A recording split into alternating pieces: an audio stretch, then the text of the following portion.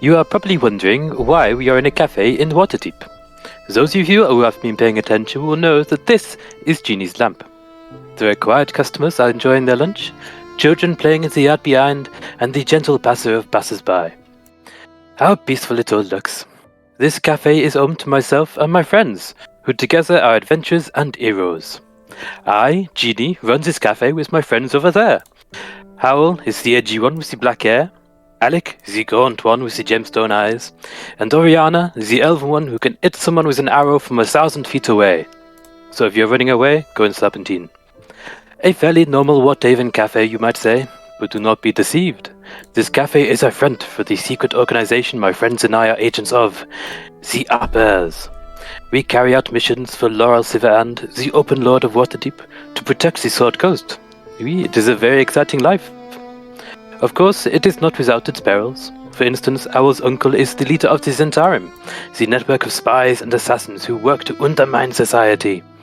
Alec is actually a very powerful lich. In our cellar, we are hiding a Mythalar, a replica of which we have given to Howell's uncle. If Howell's uncle finds out that the Mythalar he thinks he owns is a replica, I will be shot. If the Harpers discover that we still have the real Mythalar after we told them we disposed of it, I will be shot. If the city finds out that Alec is a powerful lich, I will be shot. If my friends find out that all I really want to do is a quiet life running this cafe, I will be shot. My life has the life expectancy of an overripe camembert. Now, if you will excuse me, I have to attend to a badly disguised briefcase salesman who no doubt has a top-secret message for me from the Uppers. Over here, you dim-wit briefcase salesman. Clattering in through the door is indeed an elf, a drow, in fact, disguised as a briefcase salesman, carrying 6 or 7 briefcases under his arms. He comes in and shouts, "Briefcases! Briefcases! Who will buy my briefcases?" I, standing at the bar, will beckon him over. Like, come here, you daft twit. He will come over to the bar, and he will set his briefcases down on the bar, and so you immediately recognise this individual as being Jarl Axel, your Harper contact, who often comes in disguised as various different tradespersons in order that he might pass some secret messages, and all of his disguises, without fail, involve a secret moustache, and he leans in close to you and tears off the moustache and says, "Psst, it is I, Jarl Axel," and puts the moustache back. Oh, I know it is you, Jarl Axel. Come on, we haven't got all day. What is this message? I do not know. It is hidden in one of these briefcases. Are you telling me that I have to buy all of these briefcases in order to find the secret message which you have come here to tell me? Well, I have to make my money somehow. Come join me in the back room. I will have to put my briefcases in there until I find a further place to store them. Come on, everyone, can you help me get these briefcases into the back room? I assume, are we all just in the middle of Genie's lamp, the rest of us? I mean? Yes. You're just stood watching. Cool. Alec is just eating her lunch. Cool. Hal's going to roll his eyes at what is evidently Jarl Axel and go and take a bunch of, as many suitcases as Hal can carry and help Genie and Jarl Axel through. Okay. You can pull... Oriana's holding the doll. You can pull everything through into... you can pull everything that you need through into the room, the back room, and start opening briefcases, and eventually you find a piece of paper, and Jarl Axel picks it up and says, Is there anything in any of the other briefcases? No, the other briefcases are completely empty. Jarl Axel picks up the piece of paper and says, it is a message from Laurel Silverhand. She wishes you to meet her in her office in Castle Waterdeep at 5 o'clock this evening. Laurel, okay. What time is it right now? 3 o'clock. How long has it been since we heard from Laurel Silverhand? It's been a couple of days. That's not unusual. Okay. Sort of, Sure. she's been passing messages via Jarl Axel, and you saw her like last week or so. It's not unusual for. Cool. It is unusual for her to summon you this quickly, and sort of with a 2-hour window. Usually she says tomorrow, so that's unusual. But you've So heard it's like from her 3 recently. p.m. right now. Yeah, Shit. How long does it take us to get to? it takes you about an hour to get to the castle.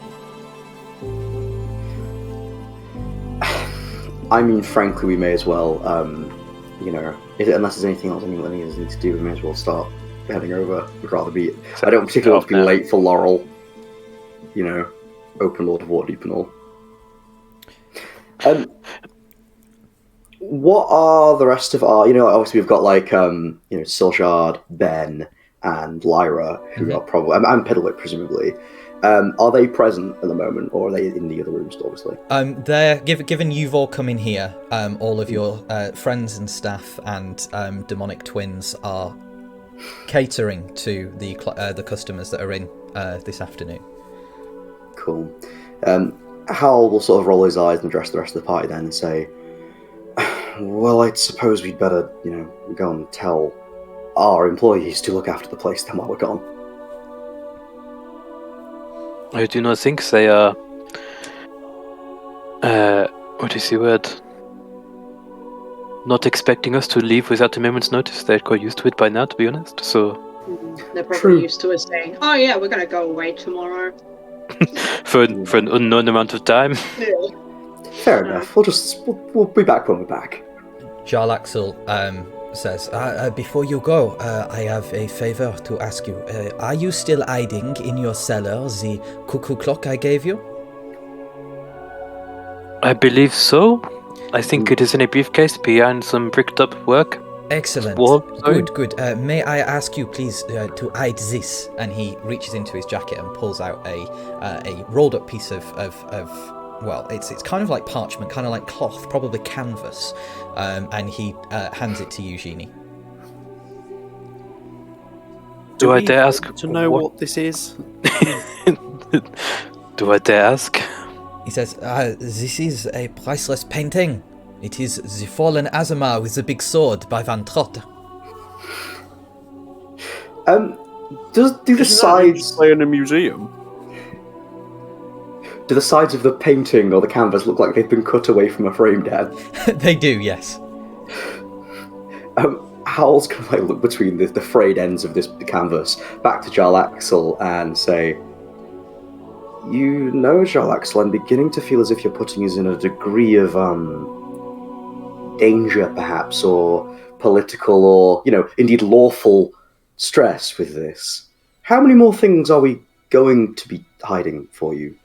This is it. Just the cuckoo clock and the painting of the Fallen Azamar with the Big Sword by Van Trott. And will you be back for these things? Yes. May we? When? Jarl Axel, are we adding these for you, or are we adding these for somebody you are asking on behalf of? You are hiding them for somebody very important. That is all that you need you? to know. Oh, good. Consider it a favor to the Harpers. It's a Harper thing. May we? Is that Everything, because everything I do is an Harper thing. So it's a Harper thing because it's a you thing, Jarl Axel.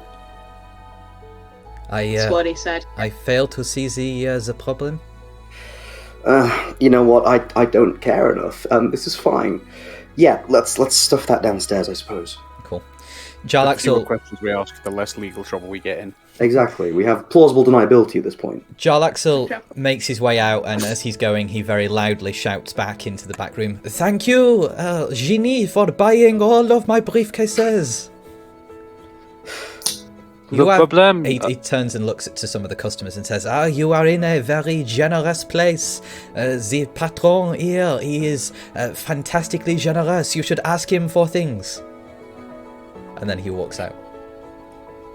I'm gonna find some cardboard or cardboard-like substance in the back room, and with a bit of paint, write briefcases. 7 gold. Okay. Please ask at bar. And put it on the bar. All right. Well, I suppose we better stuff this what remains of a painting downstairs. Hmm. And then shall we go? I don't see any need to keep Laurel Silverhand waiting. I think you are correct. We'll let Ben know on our way out. We'll see him We're when going to we be see away for a little while, apparently. Not about the painting, just... No, just that we're going to be gone for a little bit. Whew. Okay. You can do that. You can let Ben, the general administrator, general manager of your cafe, know that you're on your way out. Lyra, the former Zentarim assassin turned informant and aide to you, is another one of your managers who is helping to look after the place. Piddlewick, the clockwork robot child that Alec adopted from Barovia, is currently cleaning tables. And Silshard, who was Howell's demonic patron until, 3 months ago when 6 months ago when Howell died. 3 months ago Howell returned in a brand new body, giving Silshard control of Howell's previous body. So Silshard has his own body, an exact duplicate of Howell's body. And I don't know how you've been explaining that away to people, whether Howell suddenly has a twin brother, or whether your hats of disguise make Silshard subtly different enough that he can pass off as a distant relative. It's Howell's twin, Bowel. Bowel. Oh dear. What a... Ooh. And then there's Howl. Well, I imagine we at some point would have at least sent Silshard to go and purchase their own clothing, and perhaps they've cut their hair a little bit, so it's it looks again like a relative of Howell's, but maybe it's different enough. Yeah. Could it be foul with just a P at the beginning? Nice. Pronounced Farrell. Either way. Well, I'm pretty sure Silshard still calls themselves like Sylvester to other people occasionally. Yes. So yeah, Silshard is a pretty uncommon name and would probably attract more questions than it's worth asking.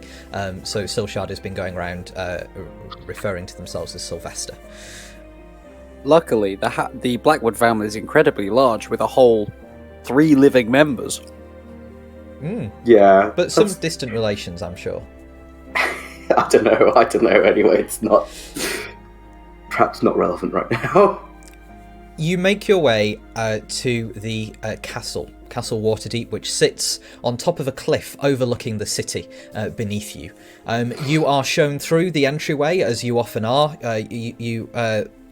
It's an hour or so to walk up there, but you are shown your way through the castle ward into the keep.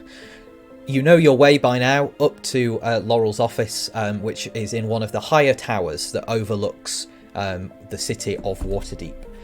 In front of you, that overlooks the city of Waterdeep beneath it. And you've been to this office many times before, so you know exactly what to expect. Her office contains, at the far end of the room, a large mahogany desk covered in papers and files. There are heavy-laden bookcases in alcoves either side of a large fireplace with a roaring fire. 2 red sofas and a small table are at the centre of the room, and a dining table and 6 chairs occupy the other end of the room to the desk. The floor-to-ceiling windows behind the desk overlook the city of Waterdeep. That is what you expect to see. However, when you push open the door, it is a different scene entirely. Papers have been are being sorted into boxes by clerks. The sofas and table have been pushed against one wall, and the carpet is being taken up. The bookshelves are empty, and the fireplace is cold. Standing in the room are 2 people you recognise, and 2 people you don't recognise. You see Laurel Silverhand, a tall, thin, elven woman with flowing silver hair. She usually wears her official white, red and gold robes. Today she's wearing a modest green robe. Standing with her is Cassius Aethar, a handsome half-elf in his 20s. He is armed and armoured in his usual white leather armour, but his usual grin has been replaced with a grimace. The other two unknown figures include a tall, athletically built man in his 30s who is wearing the white, red and gold robe you usually see Laurel wearing.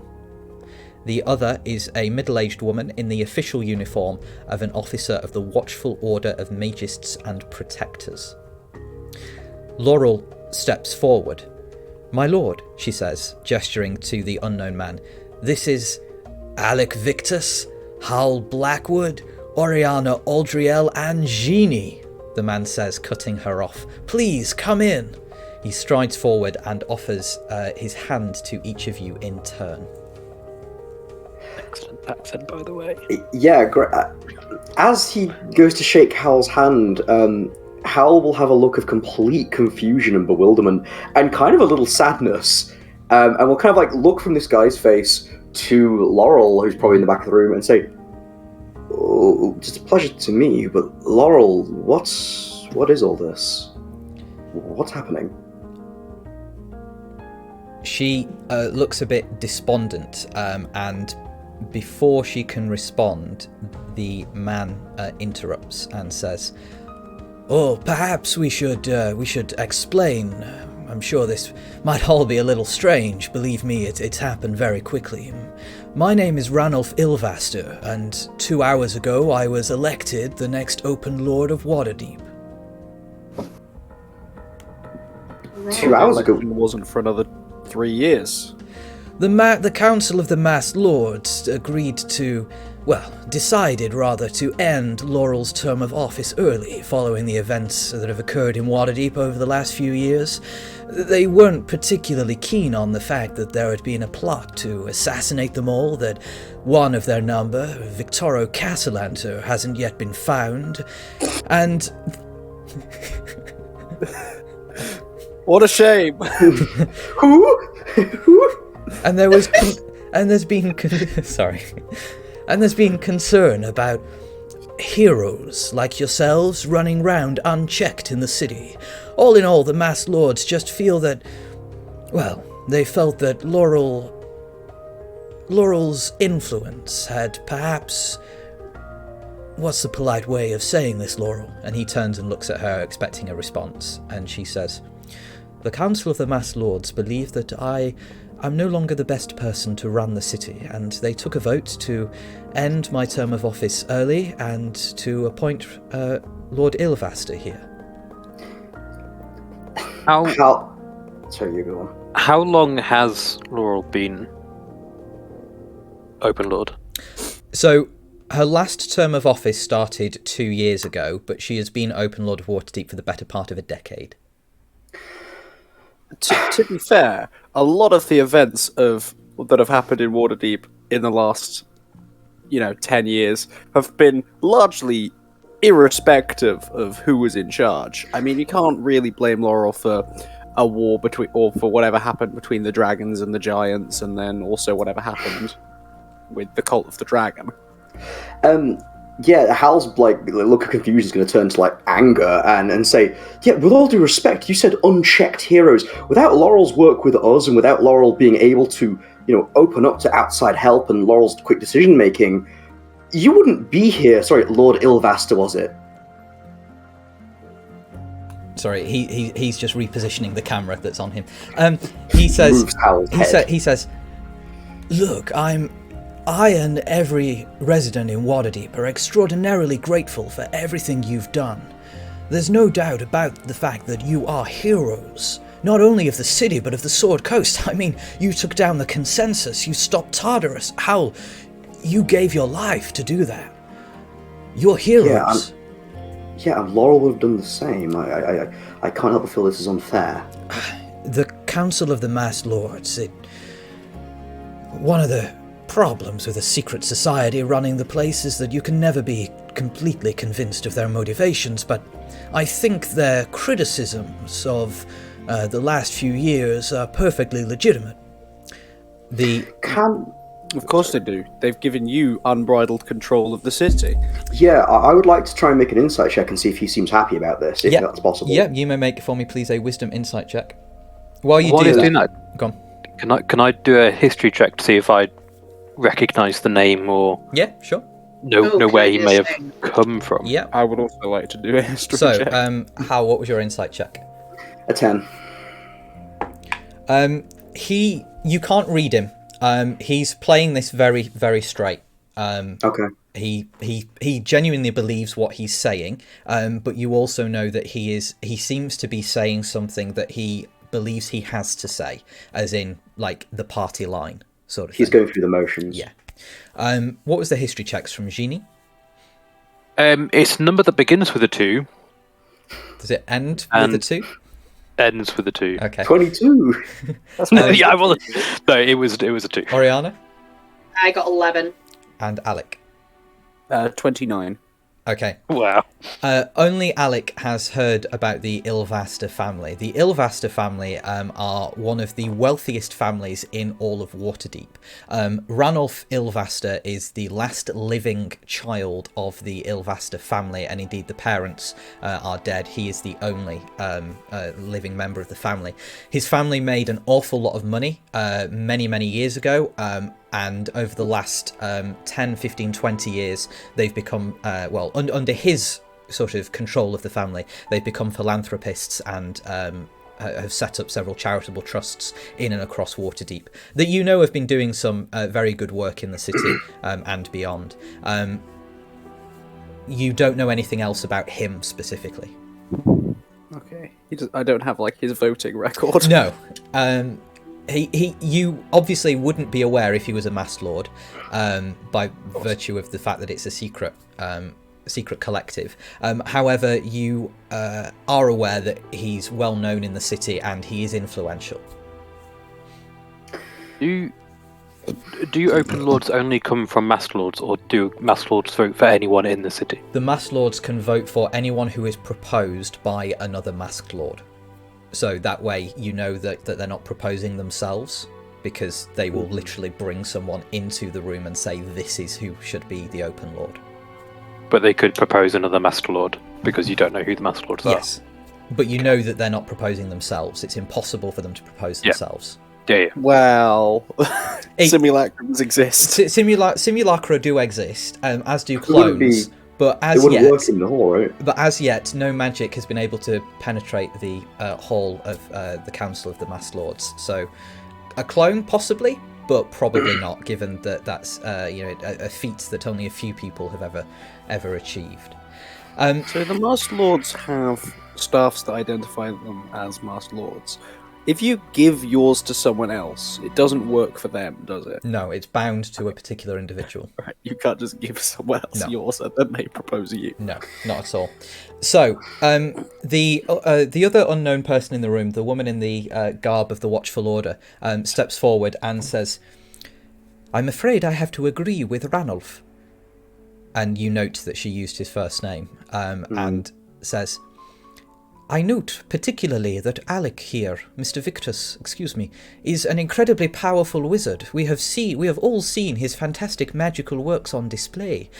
But I do note that he isn't registered with the Watchful Order of Magists and Protectors, as is required of all spellcasters in the city." Ranulf kind of waves her off as she says that and says, No, look, I'm not here to pursue clerical errors. What I know is that there are bigger priorities facing this city than who is registered with the orders and who isn't.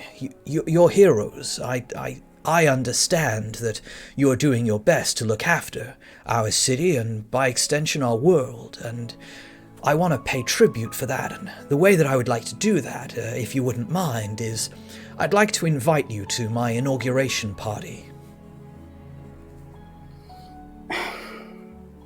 So you want us to come to a party to show that you acknowledge us?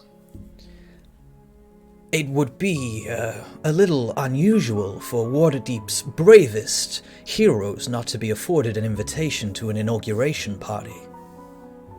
Do you mind if I ask who else is invited to this party? And Well, the heads of all of the guilds, the heads of and extended membership of the noble families, the large traders, the leaders of the temples and churches, dock workers, fishermen, farmers. The list goes on. I would like to, as calmly and as little incriminatingly as possible, say to Lord Ilvasta, and what about, you mentioned earlier that Victorio Castellante had gone missing. What about, he had a significant other, I believe, right? Was it Amalia Castellante? Yes, Lady Amalia Castellander. Well, she's left the city for the time being. After her, Such a shame. after I would have her loved to have paid my respects. I believe she's gone searching for her husband. She's still holding out hope that he's alive, I think. Wow, what a shame. Laurel comes over and stands next to Ranulph and looks at you all. She stands in such a way, you notice this immediately. You've worked with Laurel enough to know sort of when she's, to be able to read her and know when she's doing things in a particular way. She stands in such a way that you all can see her face, but Ilvasta and the Watchful Order officer can't. And she looks at you intently, and her facial expression does not match her tone of voice, because she says, it really is important to demonstrate that there's been a good transition of power and authority, and that everybody in the city respects the rulership of the Masked Lords and recognises Lord Ilvasta's authority. She's glaring at you intently as to say, go along with this. Is there an open bar at the party? Why, yes, of course. Great, I'm already there. Do you have a menu? Is it preset, or is it like an open buffet? It is, it's there will be hors d'oeuvres and canapes available. It's more of a standing gala than a sit-down meal. Will it be garlic bread? Would you like there to be garlic bread? I mean, I've never been to a party without garlic bread, so... Then there will be garlic bread, of course. By the way, I wondered if you are willing to come along, if there's a little favour I could ask of you. Depends on the Here favour we and what we get in go. return. Says, well, I believe you know Cassius Eothar over here. We No, never are heard aware of of him. Cassius. Hal will go scarlet red and say, we've spoken, we were acquainted. I've never met this man before in my life. Cassius, who you do all know very well, and who for a little while Howell had a romantic tryst with, walks over and says, well, it seems that this, he has no joy on his face at all. If anything, he looks cross that this is happening. Does he have any joy when he looks at Howell? He doesn't make eye contact with Howell. Oh. He says, Fan fiction. He says, the Harpers have become aware that it looks like this inauguration party is to be a target of some sort of disruption. We don't know who, we don't know when, we don't know why, but we do have serious intelligence that suggests that someone is going to try and disrupt the party somehow. That's So Cassius, you are telling is that me right? that a party where the Open Lord of Waterdeep, plus all the leaders of the guilds, plus all the powerful people in the city, and various others are going to be invited, and you think this is a target? This is a mind-blowing shock to me. Talk amongst yourselves for a moment whilst I fix my camera, please. Have you seen Star Trek Into Darkness?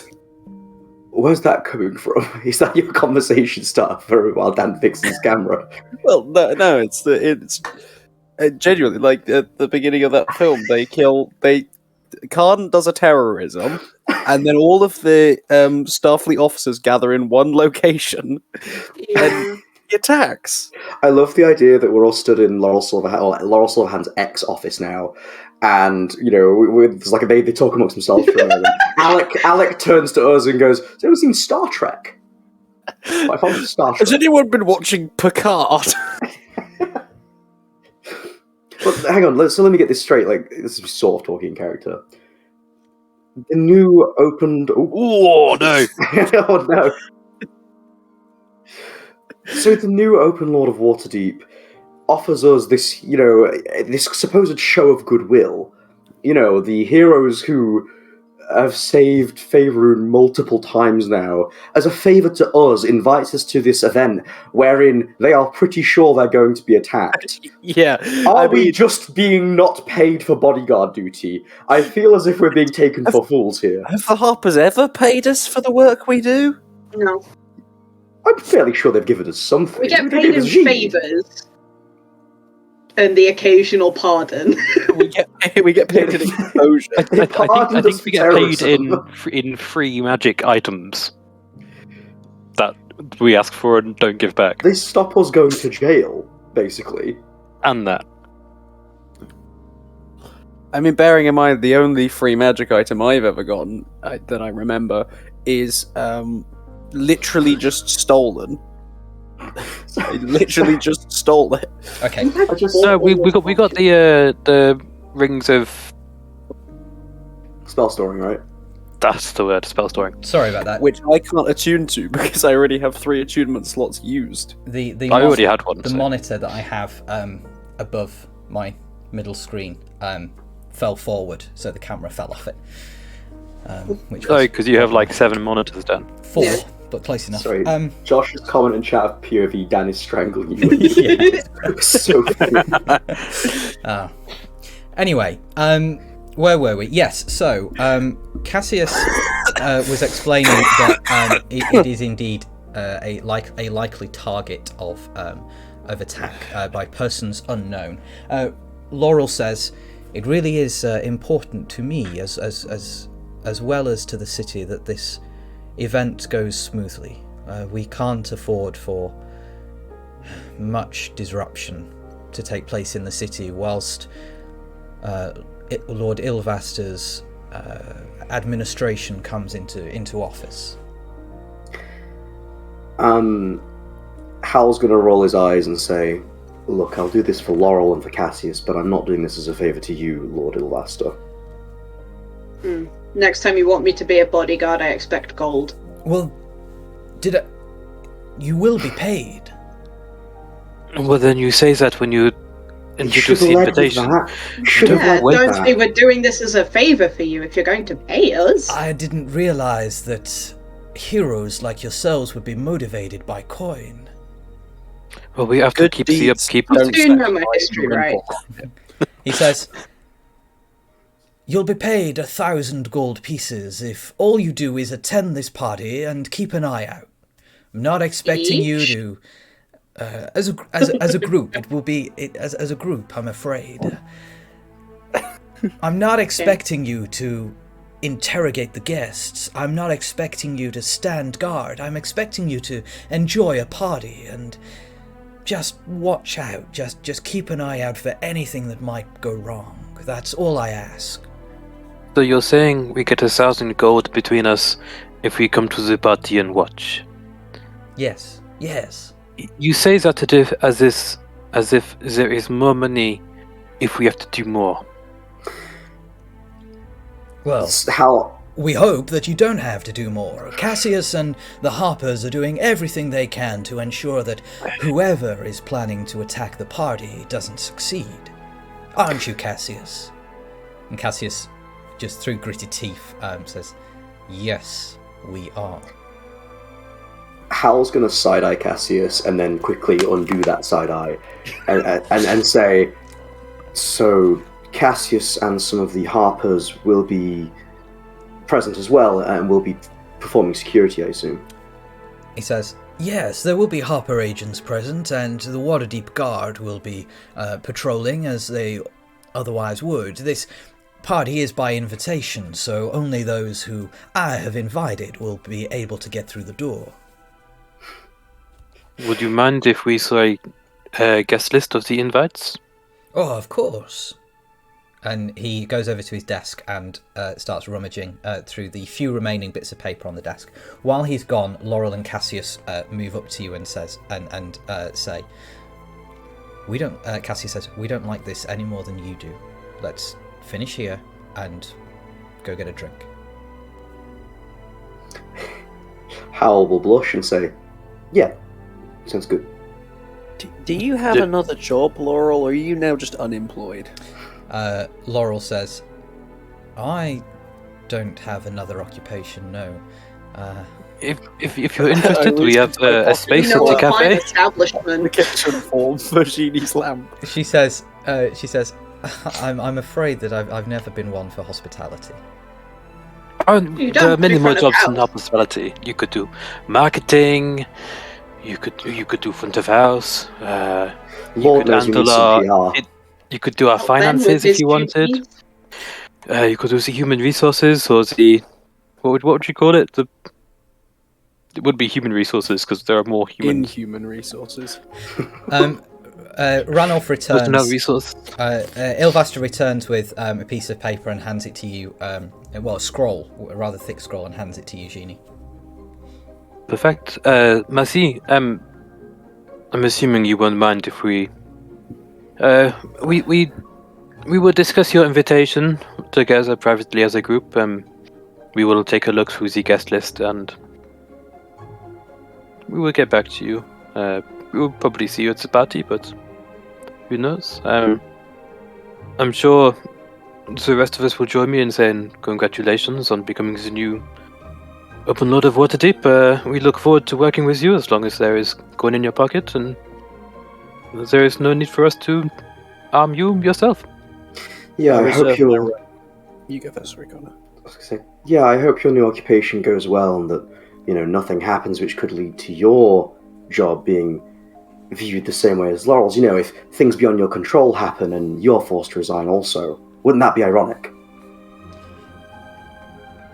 He says, I reserve. He says, "Oh, that would be a terrible shame, but I assure you, that isn't gonna happen." You say that as if you are absolutely, entirely confident that in the next 5 years, nothing that is beyond your control will happen. Which, if that was the case, then I'd have serious questions. Yeah, I mean, we live in the city. He says, "But you also defend the city. You are renowned heroes." Hal shrugs. He says, "If you don't mind, please consider the invitation. The parties of the Waterdevian Gallery in he checks notes. In reality, Ralph is just kind of looking at it in a pocket. So did you just call Ranulph Ralph? Yeah. Start calling him Ralph. He says, "The party is at the Waterdevian Gallery in Callumstar Lane in the Castle Ward here, and it's a black tie event, so please do dress, put on your best." I only own one outfit. He says, "But if you don't mind, I have some business to attend to. I have to get used to this office. It all needs a little rearranging." Don't get too comfortable, you could still have to retire. Now, Alex, And then let's I not make it leave. sound like we're threatening the person. Let's go. We have. I nod and take my leave. Okay. Oriana's just going to give him one last, really slow up, down, up. Just look, very, very slightly disinterested, and then just walk out. Yeah, that's the question. What does Ranulph actually look like? How would you how does he look? So Ranulph is 6'1". He is athletic and built. In real life, we'd say built like a rugby player. In whatever the rugby, it is a thing in D&D. So he's built like a rugby player. Rugby school in Neverwinter. Yeah. So he, he's 6'1". He's tall, imposing, broad shoulders, handsome, probably in his late 30s. Would you describe him as a DILF? No, Does he have Génie is the Dilf. He's set There the could be more than standard. one Dilf. There better be more than one Dilf. I'm a tiny Dilf. I'm a miniature man. I would not, but Hal might. That's enough for me. And Is- what was is- the other person? The mage person. So the woman in the Watchful Order of Magists and Protectors, you were never given a name. She is a middle-aged woman, human, dressed in just plain officer's uniform. But the uniform is pristine and perfect. There is not a button undone or a sort of an insignia out of place. It's all of the seams are perfect. The creases in the officer's uniform are perfect. This is a woman who has a lot of pride in her appearance. Gotcha. Okay. Does she give us any looks as we leave? She is looking at Alec. I have a question. Mm-hmm. Obviously, she said spellcasters Yeah. need to be certified. Is that all spellcasters or just wizards? Strictly speaking, it's anybody who can cast spells, so it would include sorcerers. However, you're a cleric and are therefore exempt because your powers are God-given. Does that They count? don't know about the sorcery part of my life. They don't know about the sorcery part. Warlocks are a bit of a grey area. That's what I want to hear. Nice. Yeah. Give us those grey areas. So mysterious. I do what I want. Cannot be held down. Do you depart? Yeah. Okay, so- Are Cassius and Cassius and Laurel are coming Laurel. with you.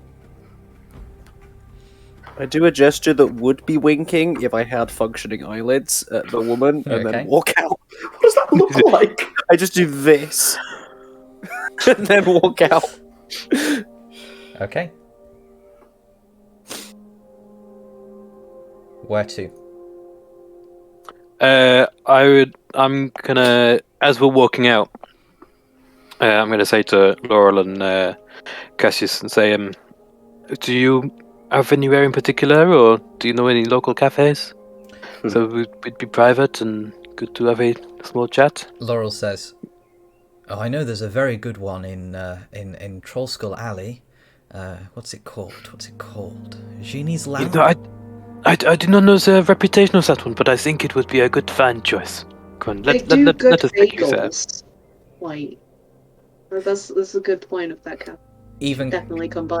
even Cassius He's created cracks a smile bagel at that. war.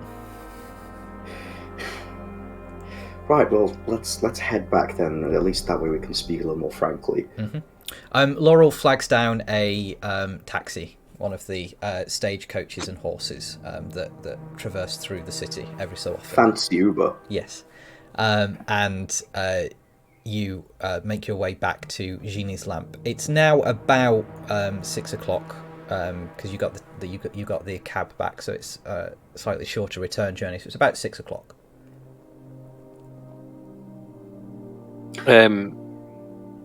Would you like to join us in the cafe, or would you like a more private function room upstairs? Laurel says, if it's all the same to you, I'd like to stay by the bar. Not a We got problem. We have a special on briefcases. If I noticed you might be needing some way of carrying papers around if you are starting a new job. I don't know what that may be. So To carry around your CVs and resumes and such. yes. So that's a great idea, Al. She says, it's a little too soon for new job jokes. To be honest, I was not joking. I was being quite serious about these briefcases. I recently came into a job lot and I just want some off my hands. You know Jal Axel. It wasn't Joel Exel though. It was a briefcase salesman. Right, yeah. Okay. That's a thought. If Jalaxel is like, you hired him, right, Laurel? He's a Harper hire. Right. He's not going to get Cassius hired him. fired, is he? No, he says. She says, the Open Lord of Waterdeep is technically the de facto head of the Harpers. All of the Harper agents and officers retain their roles and responsibilities every time there's a change in power. But Lord Ilvaster will now set the direction. He's appointed. You met her very briefly, Amatia Morden. She's a senior officer in the Watchful Order of Mages and Protectors. She's his chief of staff. She will be his liaison between all of the guilds and intelligence groups within the city. She will do for him what Cassius did for me in liaising with you and with the Harpers. I'd get used to seeing her. If you were to write that name down, how would you spell it? She says Amatia, Amatia, and then Moreden, Morden. So if this Amatia person will be doing for Lord Ilvaster what Cassius did for you, does that mean Hal's going to turn to Cassius and say, Cassius, have you lost your job? He says, no, I'm still an officer of the Harpers. I'm just no longer detailed to the Open Lord. Oh, well, I hope they still pay you as much for what it's worth. He doesn't give a response. Hal, meekly sort of grin and look away. What's the relationship between those two? What, between Lord Ilvaster and Amatia? Yeah.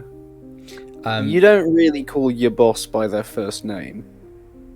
Well, unless you work at a super chill workplace like this. Yeah. I mean, you never asked my first name, so, you know. Laurel says, I'm given to understand they're old friends. I mean, okay, I guess I'll be the one to ask it frankly.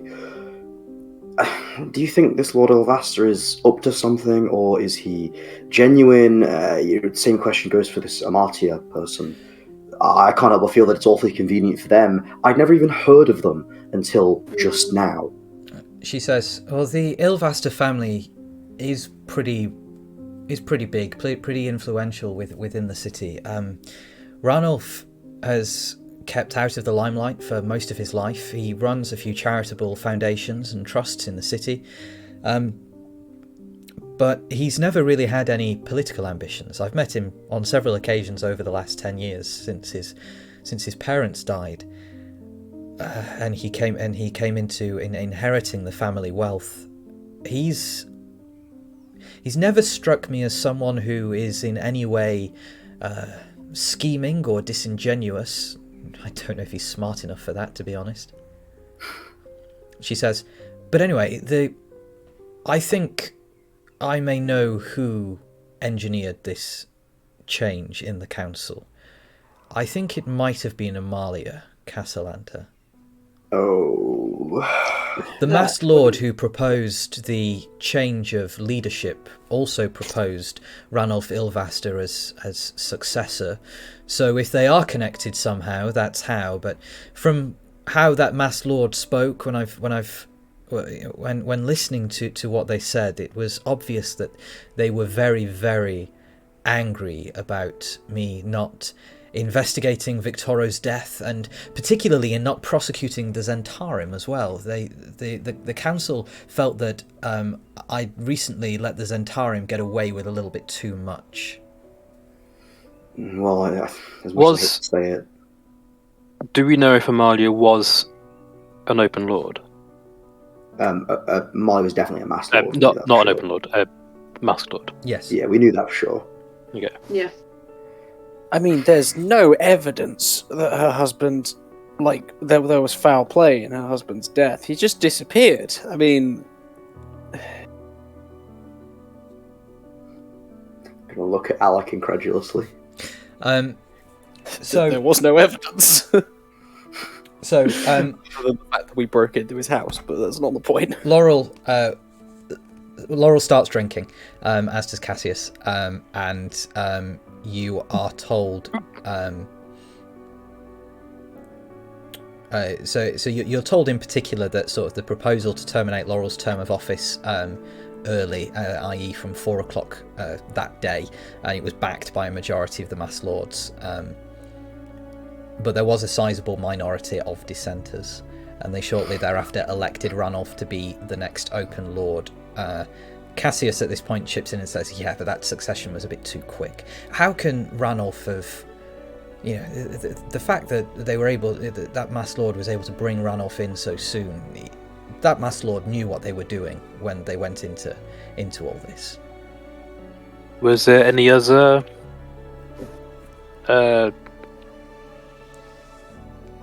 people put forward? Or was it just Ranulf? It was just Ranulf. That's how he was elected so quickly, Cassius says. There was no opposition. But the Master Lords aren't ones for debate. They prefer immediate, quick fixes to things that don't immediately impact their own finances. It's the nature of that council. But Laurel says, they were right, though. We did let the Zentarim get away with quite a bit, particularly the things that we couldn't tell them weren't the Zentarim. All those things that Tartarus did that he used the Zentarim for, like the Earthshaker. The Master Lords still believe that the Zentarim were much more influential in everything in the run-up to Crisis than they actually were, and without breaking the promise we made to... well, the promise you made to Manchun and to your uncle, I don't see how we can walk that back. Maybe it is just time that I move on, go back to adventuring, or finally go over to Evermeet. Why can we not tell the Master Lords that it was consensus that was behind these things? Why do we have to blame it on the Zentarim? Well, there's no proof of, a lot of that, really, right? None at all. Okay. Why is Amalia Castellantis still a member of the Master Lords? Shouldn't, after we proved that she was part of a terrorist organization... Then she defected and helped us, defeat them. Yeah. That still doesn't mean that she should be able to keep her cushy government job. But she's also hella rich and money gets you a long way. Especially What in if- this city. I thought that once you became a known Master Lord, you were no longer a Master Lord. Well, Amalia wasn't known to everyone, just to us, and only by virtue of our own investigations. Knew I should have gone ahead with that plan where I printed her name in a, newspaper. It's not too late. Publicly remove her from We the Master dox Lords. somebody. We kill her husband and then dox her. There is no proof that we killed her husband. You swept his ashes under the rug. Literally I under a rug. actually just got rid of the ashes. There were no ashes. There That's why are there's no no ashes. Laurel Okay. will say to you as well, the process... The process to replace me was fair. It was done within the usual parameters that the Master Lords would ask for. There's no basis on which to challenge it, and the allegations are exaggerated, but none of them are untrue. Okay, so let me put it this way. Would you like to continue, working as the Open Lord of Waterdeep? Is that something you would still want to do? She sighs and says, I guess I'll miss the job, but I don't know. I only asked because, well, one thing I could think of in order to clear you of some of the allegations or, at least responsibility for things that have happened. The things that were blamed on the Zentarum that weren't necessarily the Zentarum, well, what if some of the Zentarum were to publicly, declare the things that they had done and then say, well, as we admit to these actions, these ones were not us. It doesn't prove it was the consensus, but I suppose they could prove that they didn't, for example, do a lot of the things Tartarus did. I could speak to my uncle. It's a long shot. He'd likely say no. Because if the general thought is that they did these big bad things, Right. that's going to make any competition be like, shit, we don't want to fuck with them, they did this. Has it not brought more, what's the word, heat onto the Zentarum, though? Are they not under more scrutiny? Are they not finding it hard to operate with the extra level of, Notoriety. suspicion? They're already a Notoriety. secret criminal network. I think they already operate with a certain amount of heat comes with the territory. Yeah. Laurel Maybe. also says, look, it's important to me that the dignity of the office of Open Lord is retained. I had that job for 10 years, and I would ask you as friends, please work with him. I would much rather that you four and Cassius from the Harpers keep an eye on him and keep him in check, at least until we know what his priorities are, what he intends to do. Stay close and follow his lead for a little while.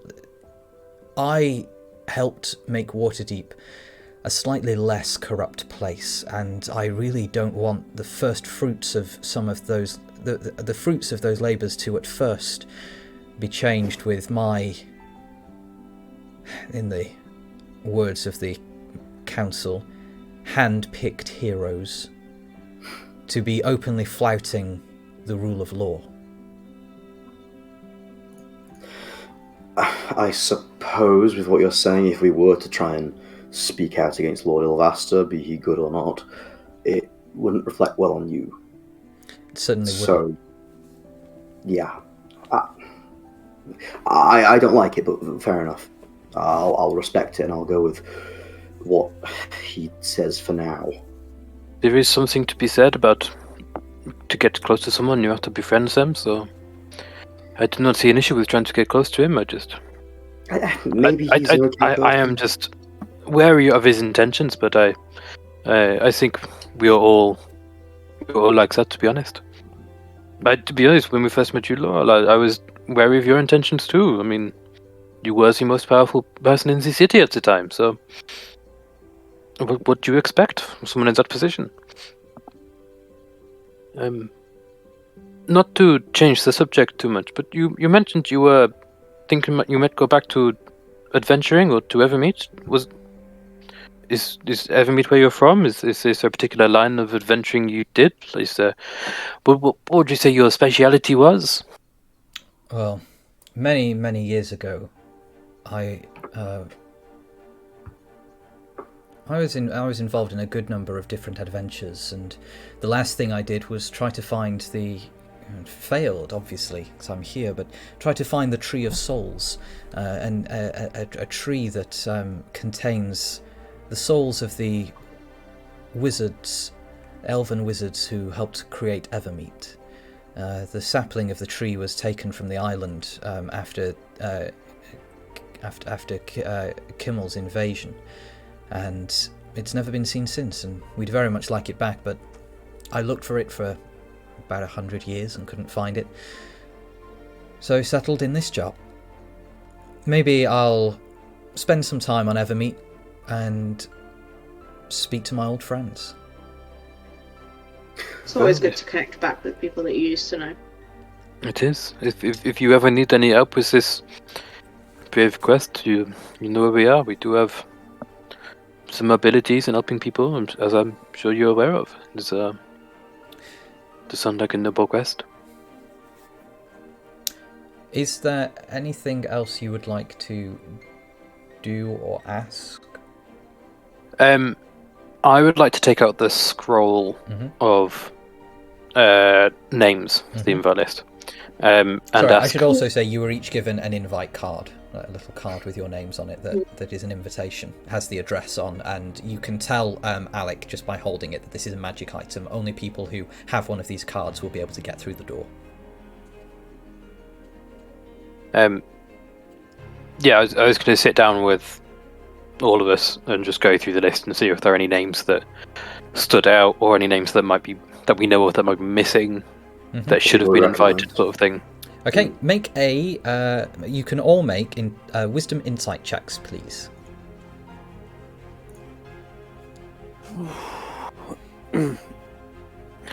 Yeah. Génie? Wow. I rolled a respectable 13. Alec? 18. Oriana? 28. 28. Howl. Unnatural 20. Okay.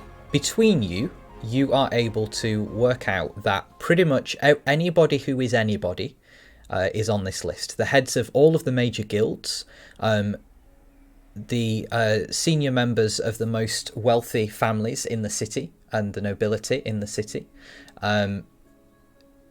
politicians, temple leaders, some dignitaries from other cities and other parts of the world as well have been invited. It looks like, it genuinely to you all looks like a list for an inauguration party. There are no suspicious names. In fact, the only name that is conspicuous by its absence, given his usual presence at these sort of things, is that Thomas Blackwood is not on the invitation list. Ooh. And that name is actually conspicuous by its absence. They would know that he was As the Laurel head of Zentarum. invited. They don't know that he's the head of the Zentarum. Oh. But that sounds like somebody might know he is, or somebody might not like him at the very least. Or that he was invited and said no. True. Oh, so this is just a list of invites. It's a list of People who are people who going. will be attending, yeah. Oh. Would have been useful to know who entirely was invited and who then. Yeah, said no. that's what I was asking for, like the I entire mean, list. we could just on it. like send. I mean, when is the party actually? Tomorrow. From now. I was going to say we could try and get in contact with Uncle Thomas just via like I don't know, a letter or something, but it's probably a bit too. Random is sending. Yeah, hang on. I'll just cast sending. We do have sending. We could just ask if Uncle Thomas was invited or not. Basically, that would clear up a little bit of what's going on there. And then we ask, and then he appears in the room behind us as if by magic. Appears. Wait. Drinks are drinks. Look around. Is he already here? He isn't Yeah, already actually- there. Do you wish to cast sending to Uncle Thomas? Yes. Okay. You cast sending. What are you asking?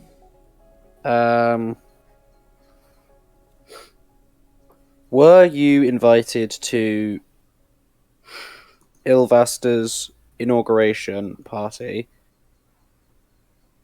If yes, why did you say no? You, Also, how are you? you, Have a small talk with him. you receive the response that says, I was invited. I said no because I am otherwise engaged tomorrow evening. He's attacking the party. 100%. Can you imagine? Can you imagine? That would blow my mind. He's still got a few words left. Into the second I part, think the second part of your inquiry, he says, I'm I think fine, you've got 13 thanks. words. 12 words. 9 words. He says, I will see you soon. Oh, Yep, my he's God, he attacking. will. He's attacking the party, isn't he? I bet 25 gold. He is attacking the party. Can you imagine we get to the party, there's a smash of a window, Zentarum pour in, and Howell's Uncle Thomas points across the room at Ilvasta and says, Ilvasta, where's my goddamn money? I know you're in there. Is your uncle just Moon Knight now? What would you like to do? Oh. Well, I need to go suit shopping. Because, again, I only own one outfit. And it's That's my this. Just to We my had the robe. stuff for the opera. Yeah, we have an opera outfit. Said black tie, didn't say opera. I got mine on a yeah, red it's black tie. So, as in the real world, black tie is a designation of event, which means it's suitably formal. It's more formal than a business suit, but less formal than like full-on, royal regalia. What if we just really upstaged like Lord Ilvast? Like we all turn up dressed like royalty. We all turn up dressed in novelty masked lord elf. Your opera stuff would suffice. Alternatively, you could use this as an opportunity to go and buy new clothes. Absolutely, let's do it. I haven't thought about it, but yeah, let's do it. Before we go, Mhm. I would like to ask Cassius, as Mhm. the previous person who would have been organising these sorts of events, if in the handover there was any mention in terms of security who they think might be the suspect to attack, or if there was any known threats that they think it's more likely to be. He says there are no new threats that we're aware of. There's the usual Zentarim presence in the city. There's the usual other organised crime groups. There've been there's nothing unusual happening at the moment. Everything's quite quiet. That's why we're particularly worried that if anything were to happen this evening, it would be significant. That is good to know. It does not give us any useful information, but it is good to know. Thank you. Is there anything else you would like to ask of Laurel and or Cassius, or would you like to go to bed for the evening and then go clothes shopping tomorrow? Bed with clothes. How does Cassius seem towards Howl? Just vibe-wise. Make an insight check.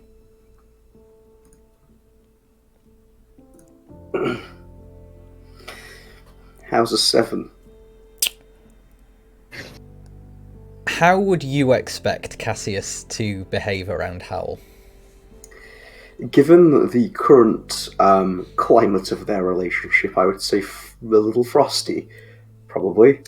Yeah, I think you're right. I think it is a little frosty. I think Howl thinks that as Cassius has spent more time this evening talking and drinking and sort of, moaning about the new Mass Lord, that he's looked at Howl a bit more.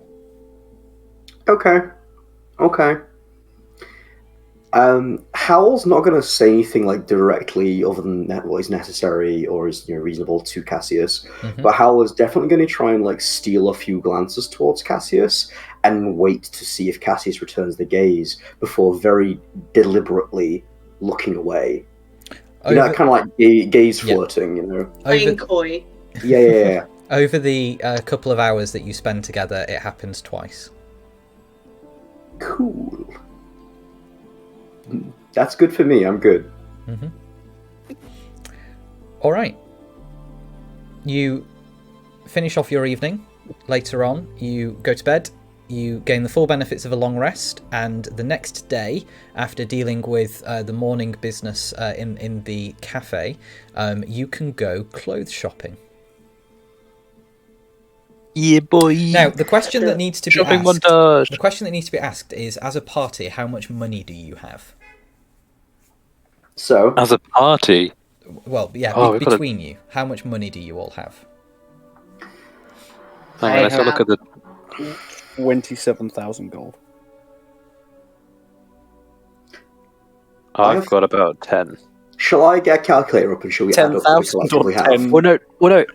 So in the party loot sheet, we've got Howl's money, which makes the bulk of it, but we've got about 40 grand. That is actually an error because that was when Howl was dead for a while. That money then went to Silshard, which then eventually came back to Howl, bar a little bit that Silshard has. Probably 10,000 gold was that for Silshard.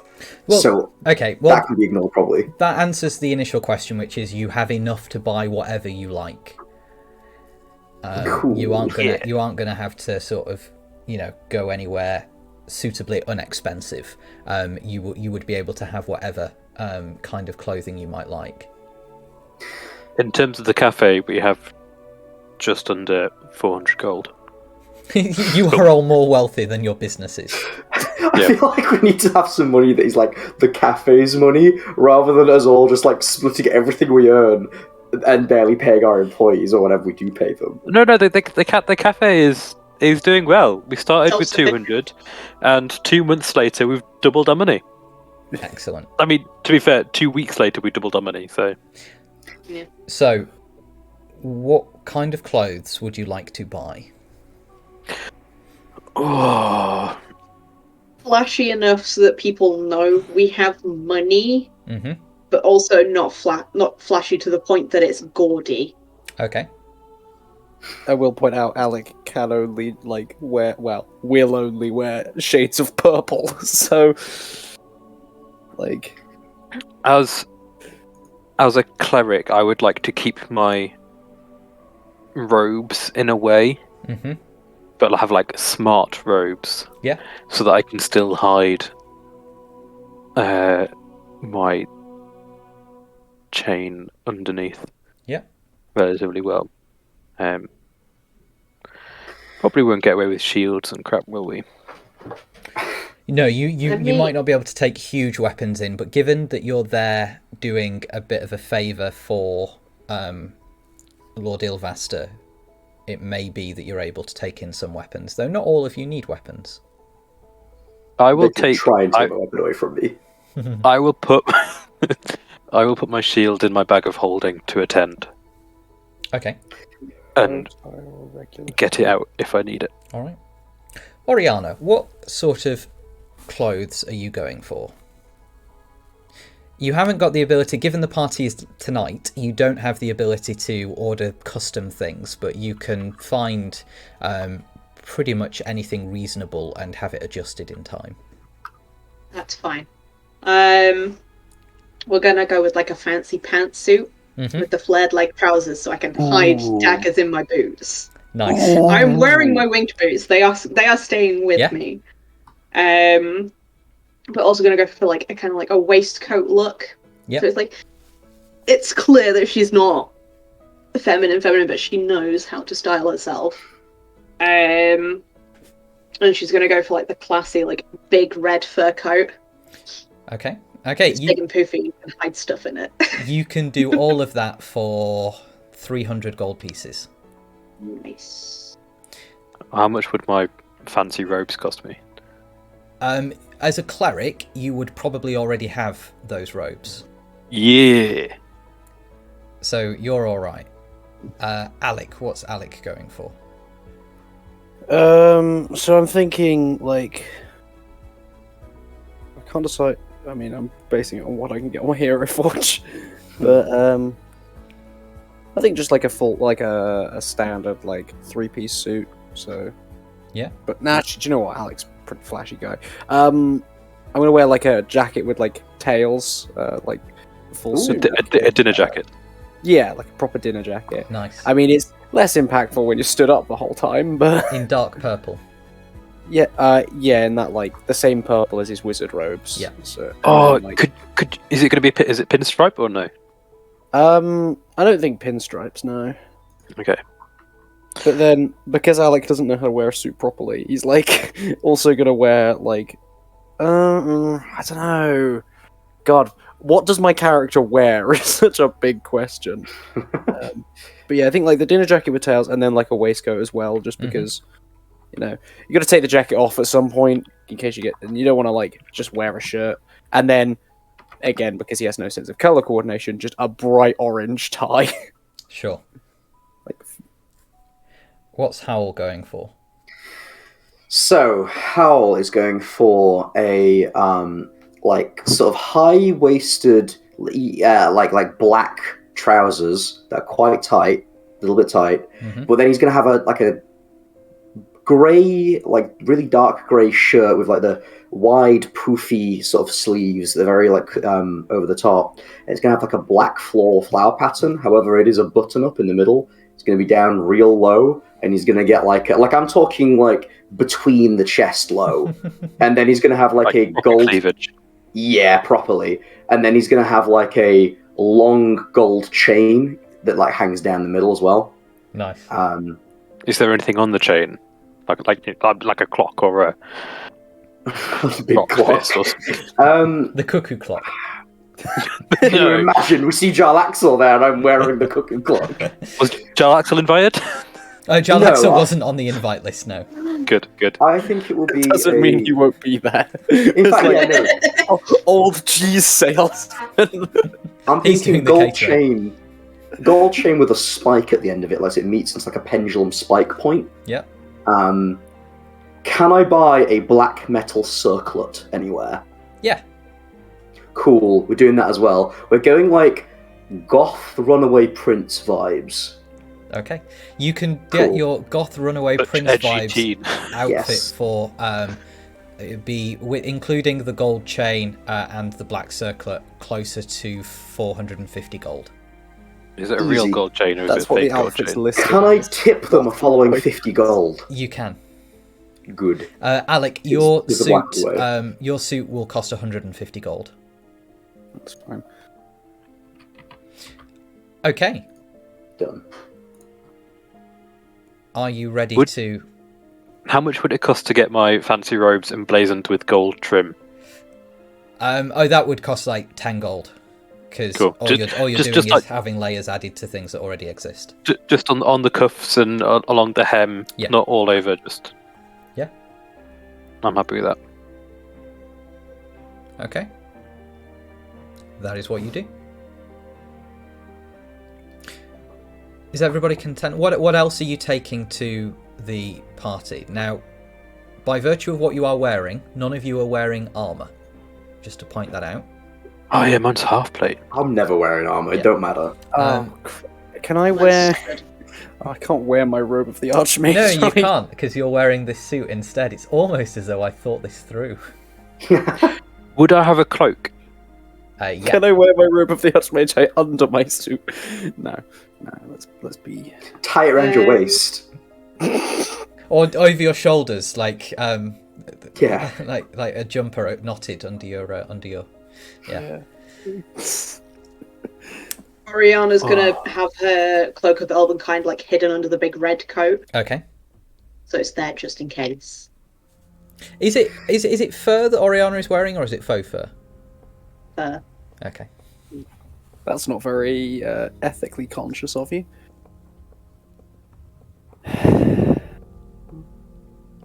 What else are you taking? Oh, I'm. Can I put my armor in my bag of holding? No, your armor will not fit in the aperture of the bag of holding. Um, If you have Oriana if is you have a going to portable hide. hole. I left it at home. I have a portable hole, but I don't want to get banned from Twitch talking about it. Great. Strike one. That's it. Would it fit in my infinite bag of baguettes? No. No. Okay. Would Oriana be able to put her oath bow in Genie's bag of holding? The weapons and armor will not fit inside the bag of holding. Does my shield fit? Good point. No. So a bag of holding is only sort of the size of a rucksack. In terms, well, not even a rucksack, kind of just a small satchel, really. So it's only things that you could fit into that. So, like robes, clothes, and small weapons like daggers or even a sword would probably fit in there. Things like a bow that don't bend particularly far would not, and your plate armor and shield definitely do not. Can I put my robe of the Archmage? You can put your robe of the Archmage in. Imagine not being a hexblade. Could I pull a Wonder Woman and hide my rapier in the back of my Yes. clothes? Yes, you can. Nice. Can I? You have to stand up incredibly straight. Will my she's hat of tall disguise? anyway. Will my hat of disguise work, or would I be? Do I expect that they might have some sort of thing that I'm not magically? You don't know. They would certainly be able to provide that level of security. But I am the security. Which is why you may be let in. You don't know. Could I have a dagger or one of my daggers just up my big poofy sleeve? Yes.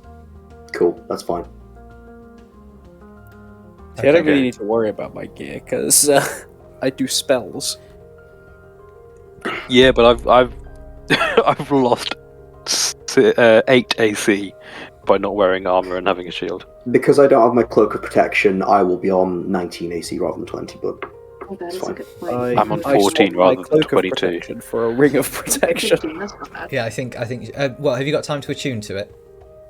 Well, I could do that in the long rest that we just had. oh, okay. Well, That's fair. You're not buying it, I guess. Yeah. Yeah, that's Like, fair. I have it on me. And I would think, I can't wear my cloak of protection with a suit. I'm wearing my time anchor underneath the suit. Yep. underneath the jacket, but over the underneath the shirt. Because I'll undo the collar. I'll undo my sleeves and roll them up at some point. Is there anything you wish to do in advance of going to the party? Find a way that I can wear some armor. That is Condition my hair? I don't think that's going to be a possibility. Yeah, you can go home and condition your hair. Yeah, Oriana would probably go home and don the typical elven jewelry. Yep. Would I be able to find any mithril chain? You could go looking for some mithril chain. I'm going to do that. Okay.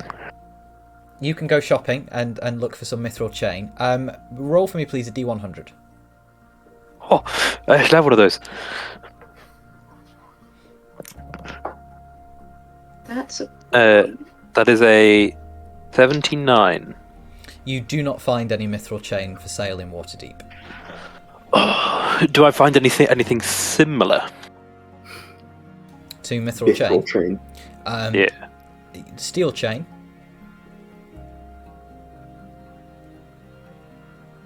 But mithril is the one that doesn't. chain. Yeah, there is chain. There's a sale on gold chains. No, okay.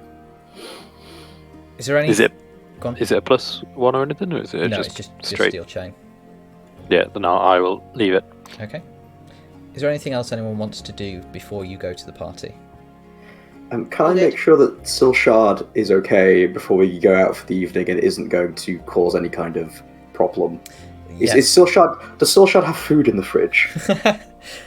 So Ben and He lives in a Lyra, cafe. There is always food in the fridge. Ben, Lyra, and Piddlewick also live on site, as it were. They live in house. Cool. So they will make sure that Silshard eats and goes to bed at a reasonable time. And Howell will dote on Silshard a little bit before going out for the evening. okay. Cool. Anything else? No, I'm just looking at my spells, see if I I'm can prepare. assuming I can't take my backpack in, so that'll mean no healing potions, no none of that. We can put all that in the bag of holding. I think pots like that are in the bag of holding anyway. Yeah. I've got my gloves of thievery as well. I put But down they're my invisible collection of. anyway, so it's I fine. leave behind my collection of books and tell my simulacrum to keep an eye on them. Sure. So, Um, if you aren't doing anything especially intensive, then what we will do is let's have a break. Let's have about 10 minutes till 25 to, and then you can go to the party. So, Cool. yeah, we'll have a break. We'll be back. Yeah, let's reconvene in 10 minutes.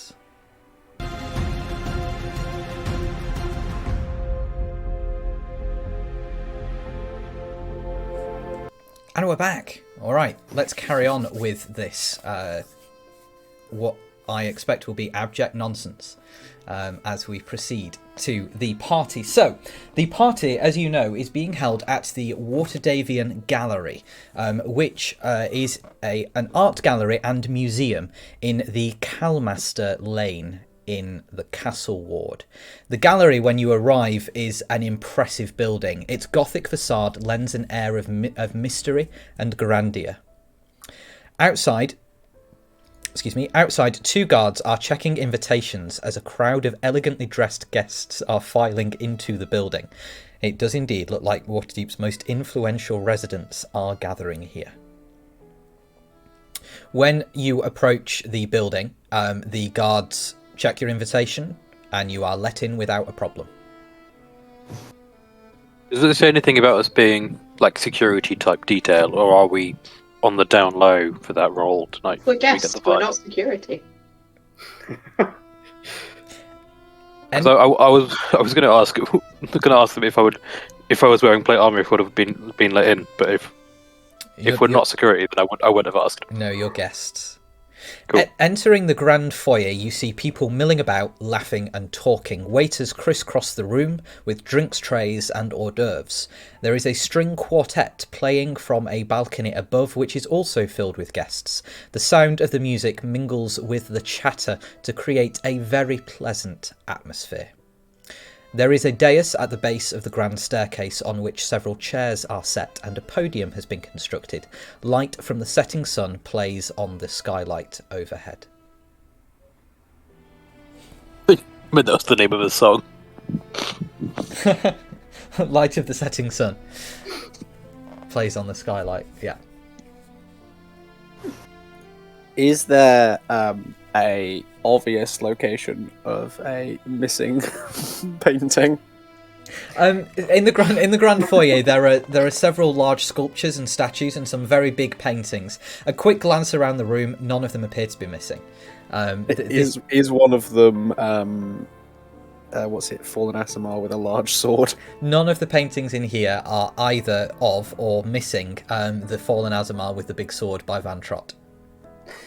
Can we see the Harper security detail and or Cassius in the room somewhere? You see Cassius talking to a few people you don't recognise, who are similarly dressed in they're in like regular black dinner jackets and black bow ties, similar to Cassius, and you might reasonably expect that they are other Harper agents. You see Laurel in a very elegant green dress. It's unusual to see her not in her open lord robes, but she is in this very elegant green dress. You see Ranulph Ilvaster milling around. He is in the red, white, and gold robes of the open lord of Waterdeep. You see Amatia is there as well, in that elegant, pristine uniform of the Watchful Order of Magists and Protectors. Looking around the room, other faces that you notice include the Blackstaff. The Blackstaff is here.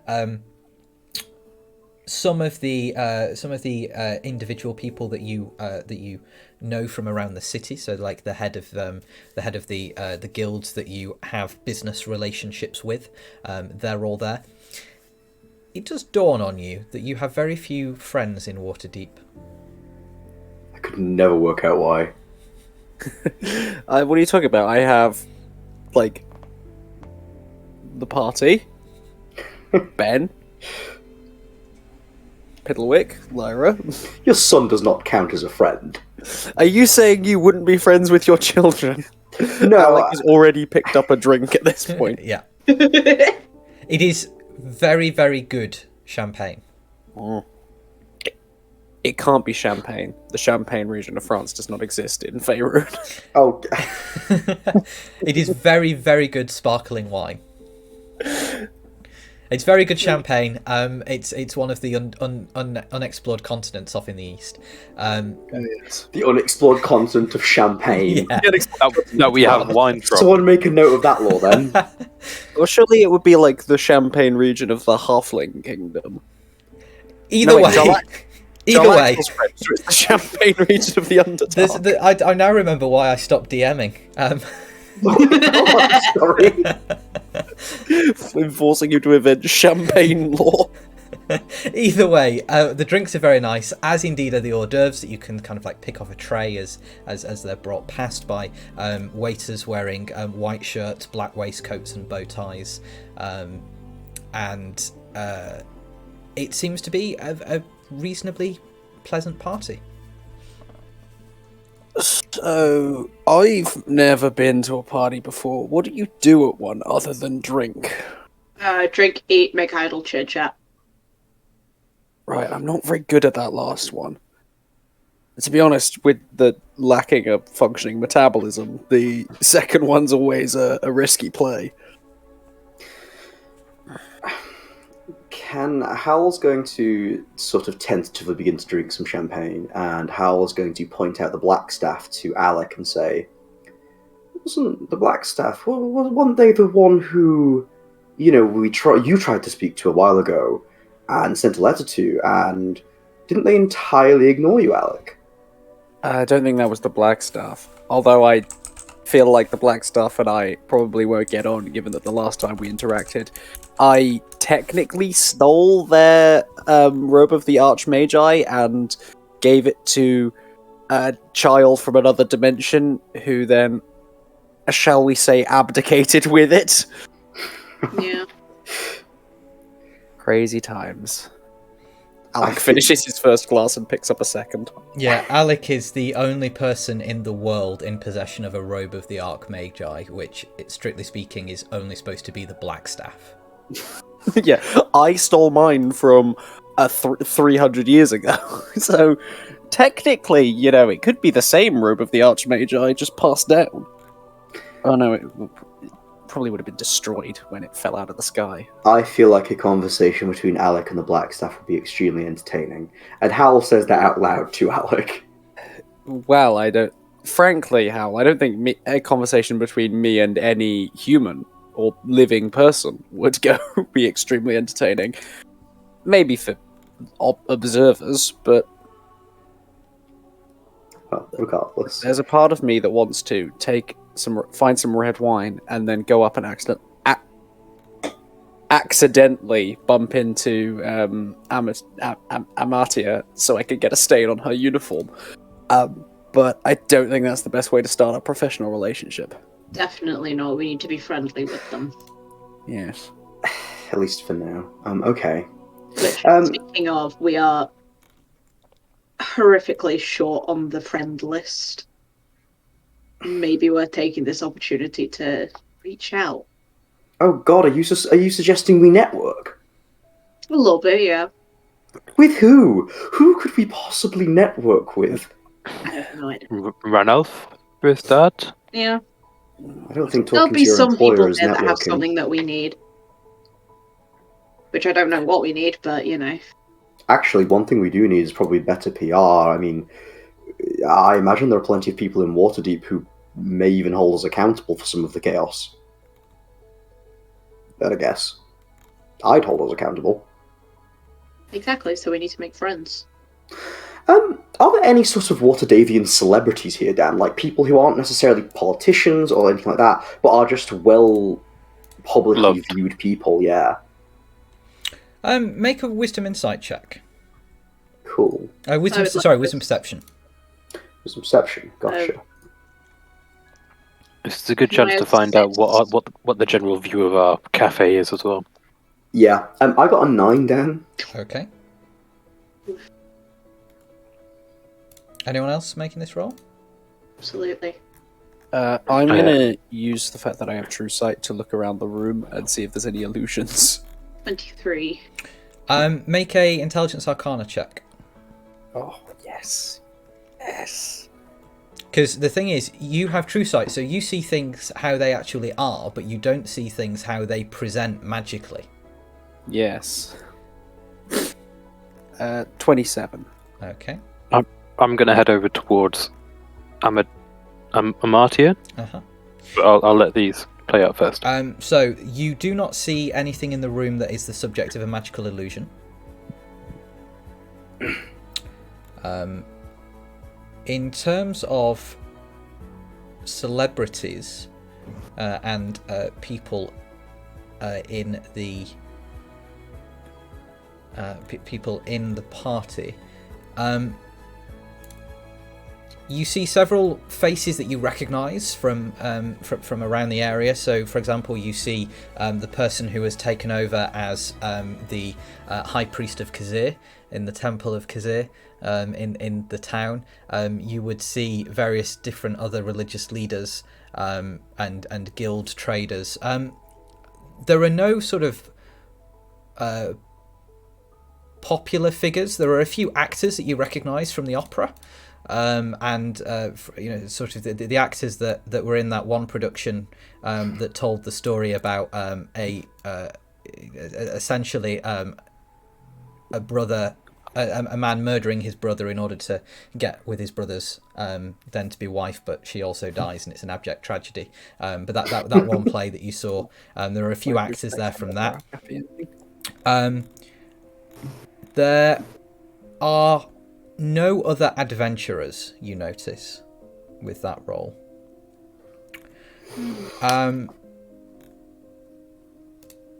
What else were people doing? Sorry. I believe Génie was about to go speak to Amartia, I believe. Génie, you approach Amartia, and she sort of just stands looking at you. Was she in conversation with anyone, or?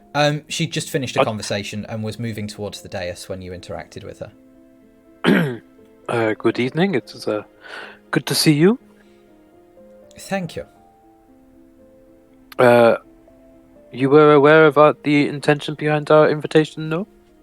That you are here in some way to provide a watchful pair of eyes over the entire proceeding. Yes, I just wanted to make sure you were aware. I just wondered if there was anywhere in particular you think we should be keeping an eye on, if you've already detected any threats per se, or anybody who... I have not noticed anything out of the ordinary. As you are aware, your invitations got you entry here, and it would be impossible for anybody without an invitation to make their way through the front door. Yes, but some of the people you have invited, they might have ill intentions. If any of the people we have invited have ill intentions, they would be unwise to act from within. They are surrounded by people who recognize them. I do think you are true. I do think you are very true in that, but in our line of work, you can never be too careful. I question why your line of work is necessary here, anyway. You mean you question why the heroes of the city were invited to the inauguration of the new Open Lord of Waterdeep? No, that I understand. The Open Lord must keep up appearances. But why it was necessary to bring you here to keep a watchful pair of eyes, when all of the various guards and intelligence-gathering orders in the city are doing the same? I notice that, for one, you called him the Open Lord and not Ranulph, and two, you were not the one who invited us for this role. Do you mind if I ask what your relationship is with this new Open Lord of Waterdeep, the Lord Ilvasta?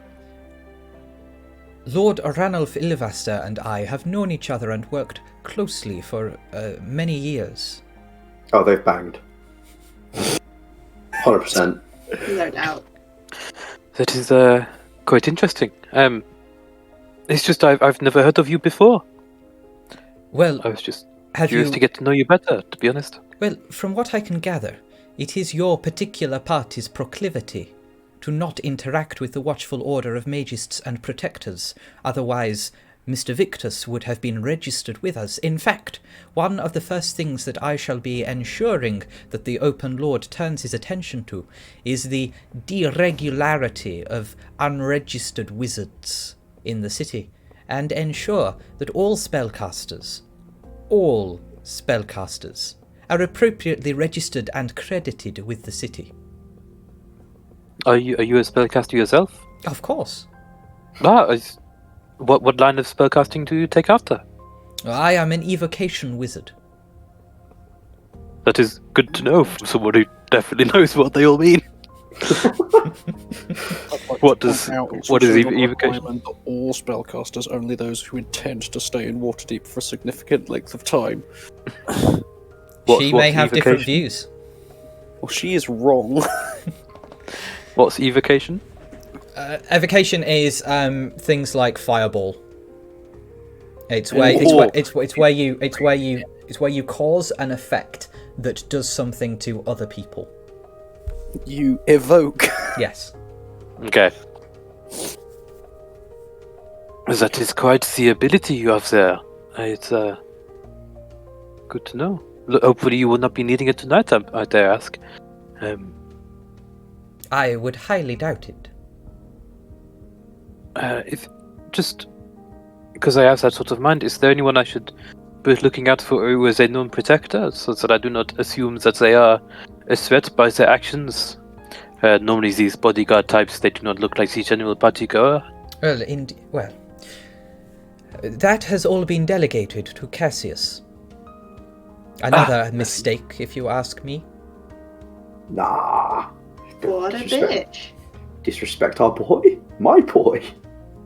Well, I think what you might define as a mistake is quite off track at the moment, but that is for another matter. It was good to see you again. Thank you. Au revoir. Au revoir.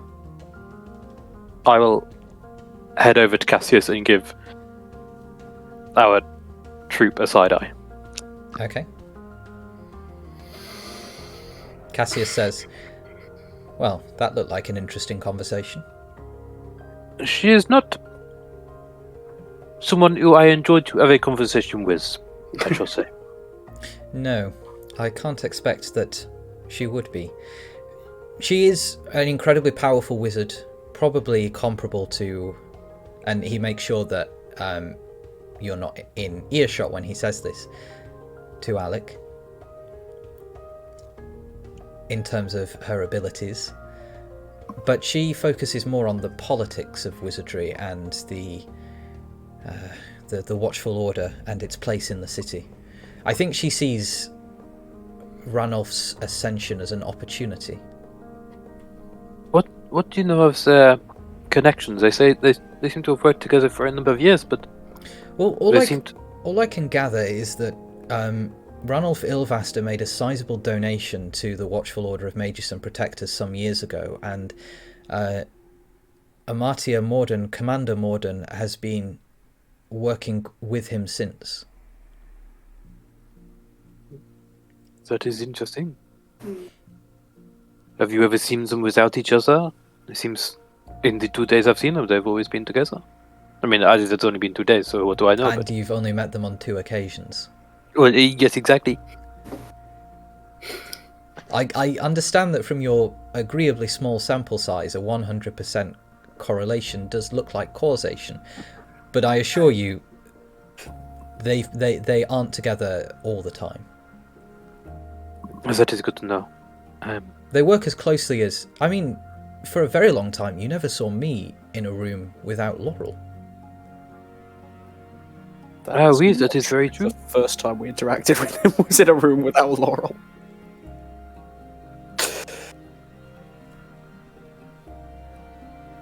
Alex not there. No. Do you find it weird that there is now a new organization that is also at the head of the city? I mean, before it was just Laurel and you with the Harpers. Now there is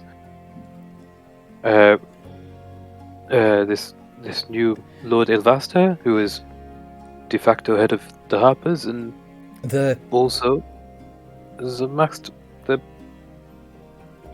Watchful Order. I mean, the Watchful Order have always been in Waterdeep. We've just managed to keep... Laurel managed to keep her involvement with the Watchful Order reasonably low. She and the former Blackstaff had a particularly troubled history. The Harpers are still there. Our organisation is still there and is still doing the day-to-day work that we did before. We still have agents in the city and posted around the nation. What we don't have anymore is the access that we used to have. With the Chief of Staff being a member of the Watchful Order, it's likely that more of what would have come our way will go their way. Now, Commander Morden is still the principal liaison. She will be speaking to me as a senior agent, and she may even contact you whenever Ranulph Ilvaster needs you. But it may be that Harpers get pushed to one side in favour of Commander Morden's approach, which is much more by the book. Things do not need to be done by the book to be done for them to be done right, to be honest. Absolutely not, and sometimes they need to be not done by the book because the book is wrong, as we found out when you were all accused of treason. Yeah, get it, Cassius. Especially when the book is written by those who think they know everything. Yes. Okay, now down to business. Amartia told me that you were in charge of the security tonight. There are several Harpers in here, yes. I just wanted to keep an eye out for any threats, but I didn't want to accuse our own. So I just wondered if you could just point them at me so I know who to avoid giving suspicion to. And if there's anyone you think who, when I was in here, has started, giving shifty looks towards this new lord, started acting strange towards him. He will point out to you 4 individuals as being Harper agents. Do I recognise any of them? You don't recognise any of them, but there are a lot of Harper agents. What you do recognise is that on their lapels they have a little harp pin. Yeah. Like a tiny, tiny one. Not comparable to the brooches that you have worn in the past, but little harp pin. Can only be seen by other harpers. You know what to look for.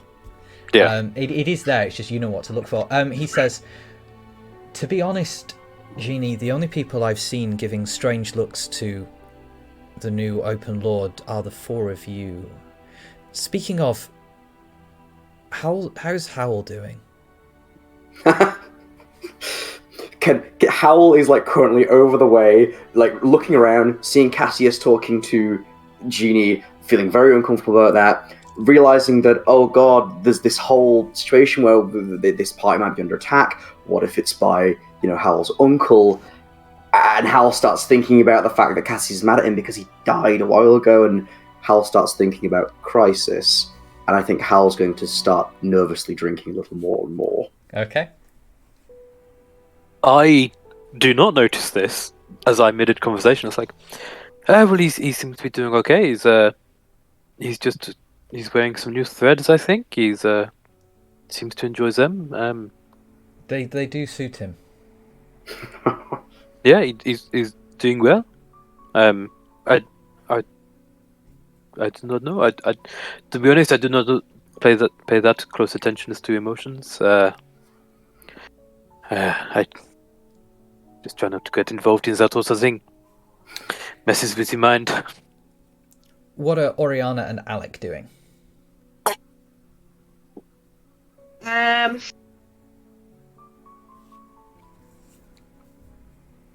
guessing it'd be a bit sus if Oriana were to bring out her Onyx dog. Yes. Yes, You don't bite. probably. Cool, that's fine.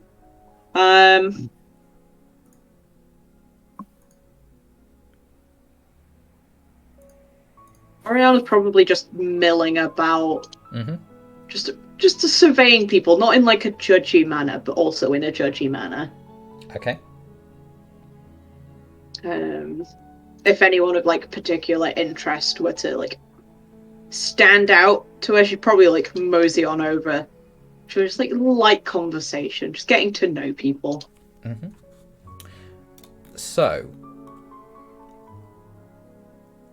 at one point, you are approached. You're stood looking at one of the sculptures. It's a sculpture of think Michelangelo's David, but I'm not capable at this point in time of inventing a fantasy equivalent on the spot. So think Michelangelo's David, which was an impressive thing to carve, given that he was a turtle. But anyway, I was waiting for it. A turtle with such a love of pizza. I hate how that took me a minute to realise what character you're making. Carry on. Nice. You are approached by a man who comes up to you as you're looking at this statue, and says, "How are you finding the party?" I'll admit I'm not particularly used to parties, but He seems like alright so far. he's. Do I have anything I could use as a glass? Let's go with this. Mike arm. He says, "Me neither," and he takes a reasonably large sip. And then, are you holding a glass?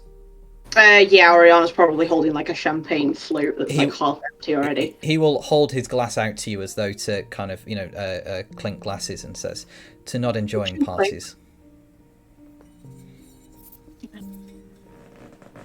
Yeah. Say again, sorry. Yeah. He says, "To not enjoying parties." To not enjoying parties. Takes thing. Turning and looking at him, you see that you are looking at a human man, probably in his late 20s.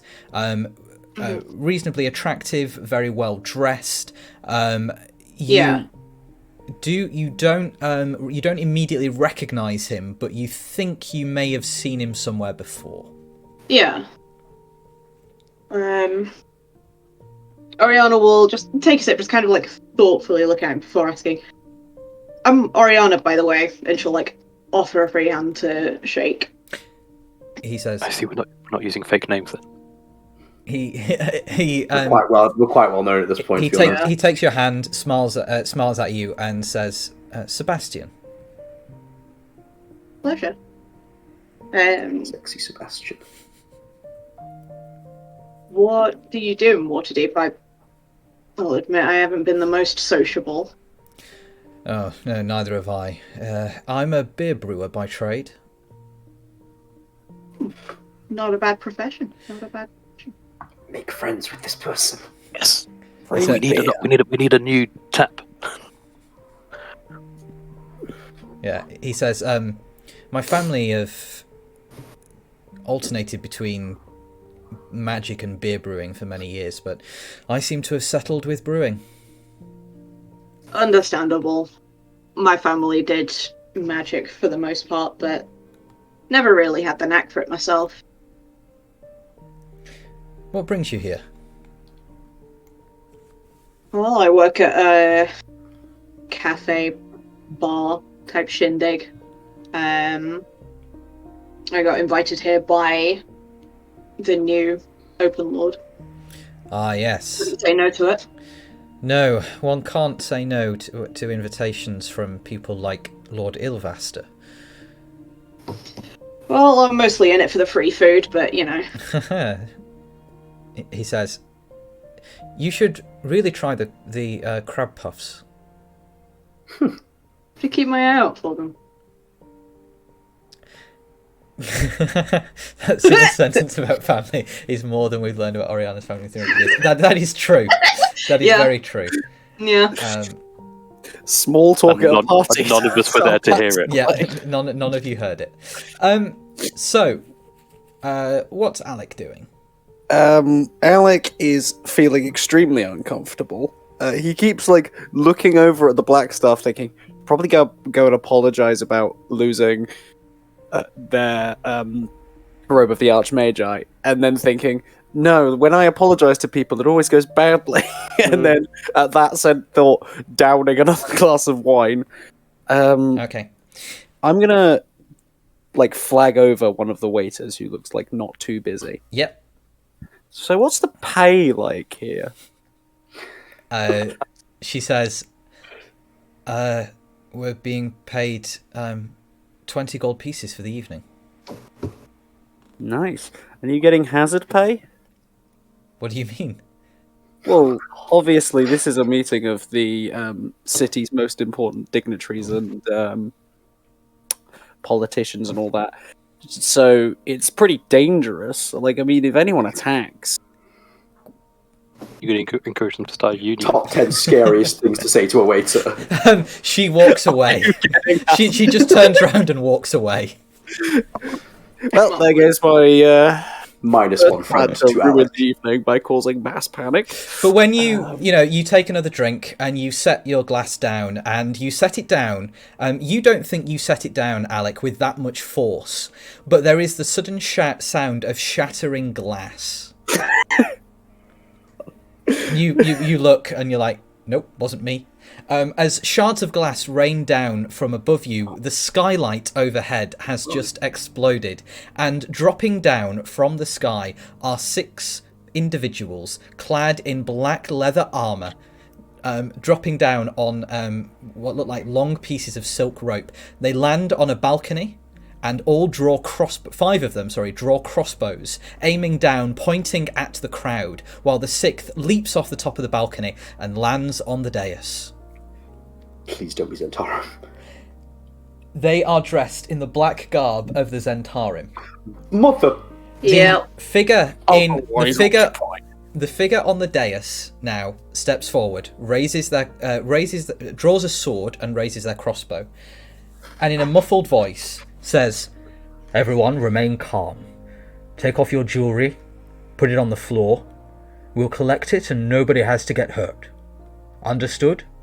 Any resistance, any funny business, any heroics, and we'll start firing."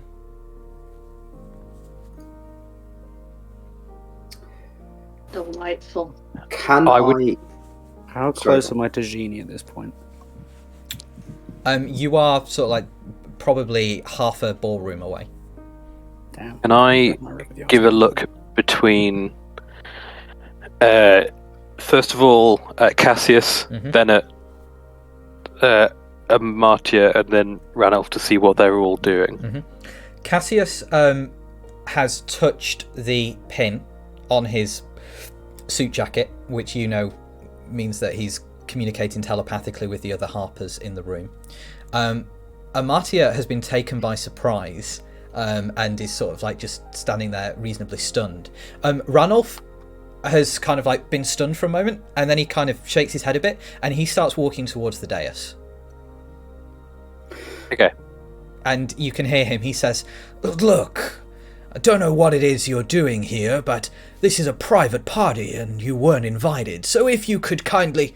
And as he sort of gets a bit closer, the figure on the dais whacks him in the stomach with the pommel of their sword, and Ranulph doubles over, completely having the wind knocked out of him completely.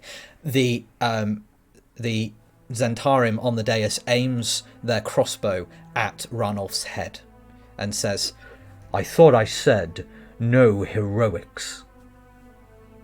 What would you like to do? As soon as possible, given my Shroud of Shadow invocation, I would like to turn invisible at will, and I would like to start moving through the crowd towards the dais invisible. Okay. Any other immediate actions? Otherwise, we'll roll initiative. I would like to try and connect eyes with Cassius to see if Yep. we're attacking or holding off until they attack Okay. more. Cassius looks at you and nods. Is Sebastian still Yes, next to Sebastian still Oriana? stood next to you. She will hurriedly whisper, "Get behind the statue and don't fucking move." And she will proceed to ghost walk. He doesn't need telling twice. He flips around the back of the statue. Anything from Alec before we roll initiative? My spell list is too long. Alec is thinking the same about what issue. spell he wants to cast. Okay. In which case, let us then roll initiative. Ooh! Yeah! So I have a 24 from Howl. Alec. I have 15. 15. I have a 15 from Oriana as well. So Oriana will go first. And Génie? 4. Hot 4! Excellent. Okay. People who know more about D&D Beyond, is there a way to turn off it displaying my spells at higher levels so I can actually see what spells I can cast? You can filter. You can't filter. Howl. Oh, no, yeah, so we're at the top where you've got the search list and manage spells, you can click on 0, 1st, 2nd, 3rd, 4th and only display those. Is that what you mean? Right. No, I mean like... I don't think you can. Yeah, it's displaying, so for example, at second Yeah, level... it displays displaying everything all you can cast. levels, and then everything yeah. at first level that has a effect at second level, which admittedly is nothing, so that was a terrible example. But like I- at third level, it I says like to have the- haste, hold person, which is a second level, invisibility, which is a second level, Well, and I want to just be able to see Something you can do is if you have the manage list, the manage spells list up, you can have them all prepared, and it just shows you one at a time. Oh, the whole level. when we're eventually sponsored by D&D Beyond, you can take this up with them. But in the meantime, Howl, you act first.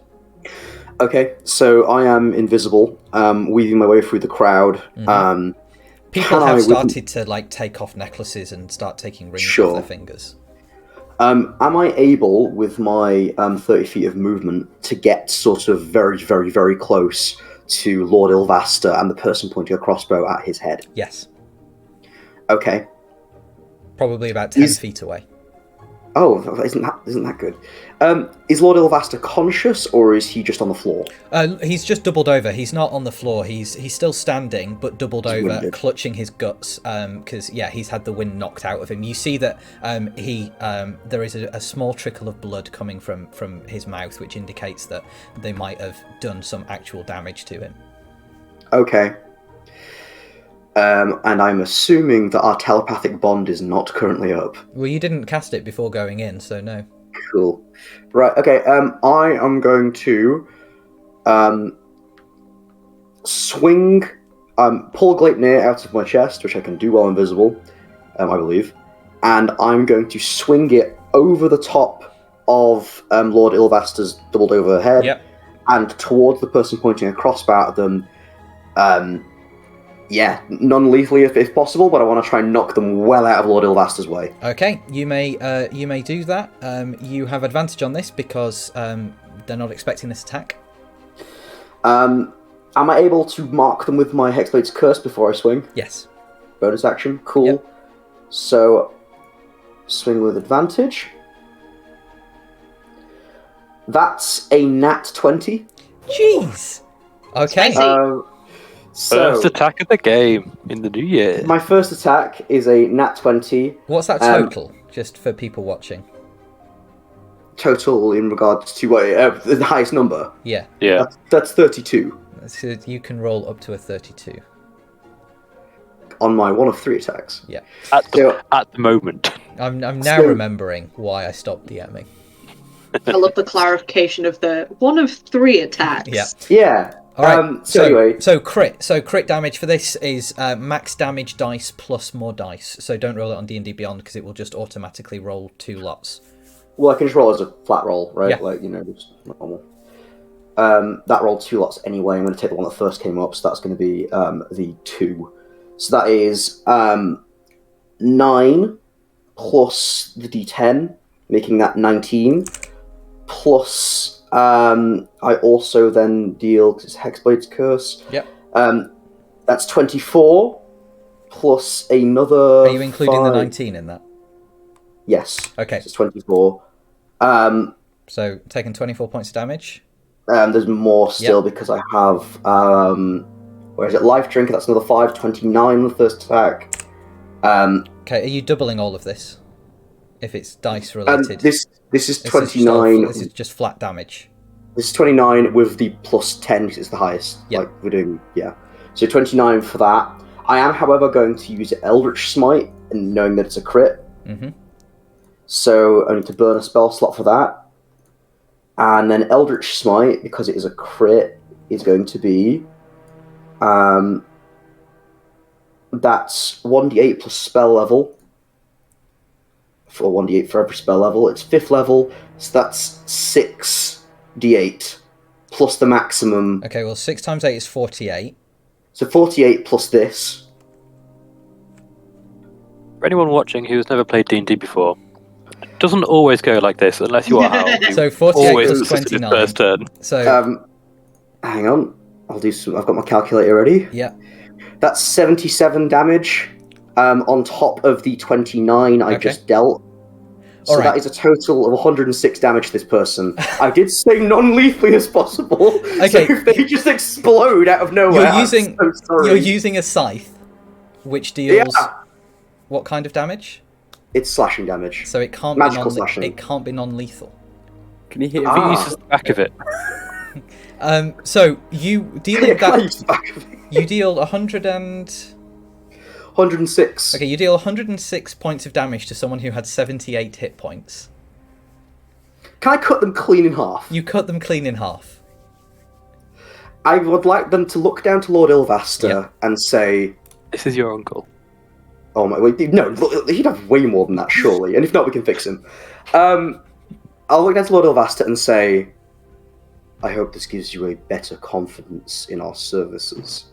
He looks up at you a little terrified and tries to stand up straight, and he says, "Thank you, thank you." Given that person died, and they were under my Hexblade's curse, I can curse another person within 30 feet, I believe. Okay. Do not curse Ranulph. Yes, I have. So there are 5 other Zentarim on balconies overhead. Closest one to me. Okay, you get Zentarim A. Can I? Obviously, I won't be able to. I assume they're further away than 10 feet. Yes. Okay, so I can't get them to attack in the same Very turn. low balcony. With the remainder of my turn, then, I would like to take the mask off of the Zentarum who I just killed. Okay. It's not my uncle, right? It's not your uncle. It is not someone that you recognise. That's totally fine. Can I then call out to... hang on, I just killed them. Let me actually... sorry for this. Can I quickly... Is that an action? Because that's when it starts once for long rest. And that is one reaction. Great.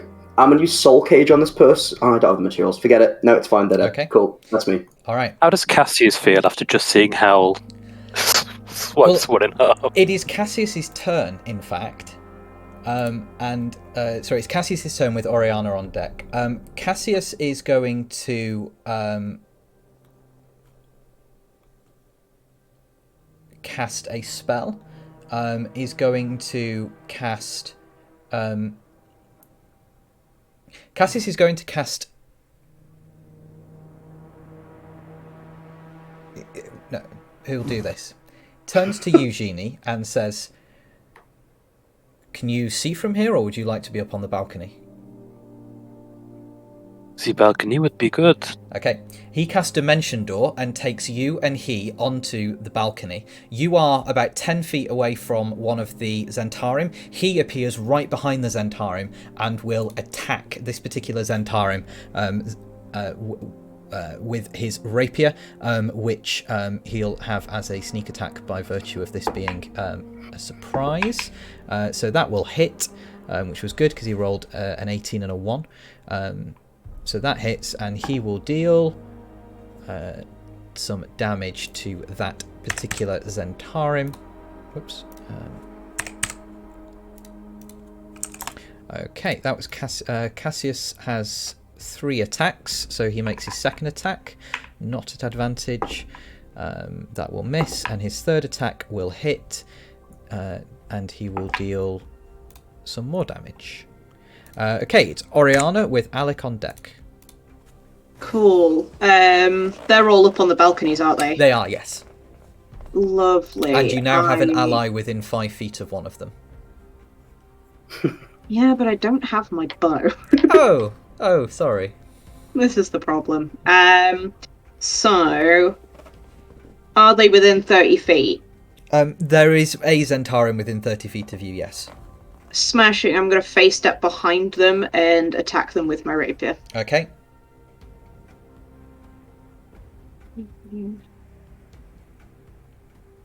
Say 15 to hit. That does not hit. Damn. They also need to make me a... Although if you just face step behind, you do this with advantage because this is the first attack. They're surprised. Try that again. D&D's being annoying. Bear with. That's better. That's 27. That will hit. Nice. And I had advantage, so I get sneak. For a total of... that is 40 points of damage. Alright. Are they still alive? Yes. Nice, I'll hit them with the Whales from the Grave. Okay. And that is 18 points of damage. Okay. Anything else? I've already used my bonus action to do the same face step here. That is all I can do. Okay. Oh wait, there was a face step effect. Bear with me. It's a DC. They're making a saving throw of some kind? Yes. As a summer eladrin. Touch one.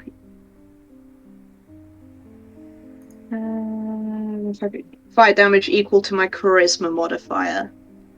Okay. So which is 4 points of fire damage. 4 points of fire damage are dealt. Okay, that's me. All right. It is now Alec with the Zentarim on deck. Retrieving an object from a bag of holding is an action. It is. Right. Okay. I'm going to use Metamagic Adept to spend 2 sorcery points to quicken spell, cast teleport, and appear When next. did you get sorcery points? I have a feat that gives me 2 sorcery points Okay. and 2. So that's it for the day. So I teleport next to Génie, and Okay. I'd like to try and retrieve my Robe of the Archmagi from the Bag of Holding. Okay, you spend your action. So that's your bonus action to do the feat thing with the sorcery points, Yeah. and your action to take that. Okay. Dramatically swish it around my shoulders, a la Doctor Strange. Yep. And put it on. All right. Anything else? And then I'm gonna turn to the nearest Zentarium, who's looking in a bad way, I imagine. This is the one that's fighting Cassius. Yeah. So not looking in an especially bad way. Okay. I'll look at the one that Oriana just stabbed. Okay. Further away. I know he'll be distracted. Yeah. I'm going to shout at one of the unoccupied Zentarium. I suggest you give up. If you work for the Zentarium, you know our reputation. Okay. Anything else? No, I can't do anything especially flashy with my move. Okay. First Zentarim is going to shoot their crossbow at Howl. Cool. I need to remember my AC is 19 right now. Is this Centaur the one that is hexed by me, by the way? The closest one to me? This one is, yes. Okie dokie. What's your AC? 19? Okay, they miss.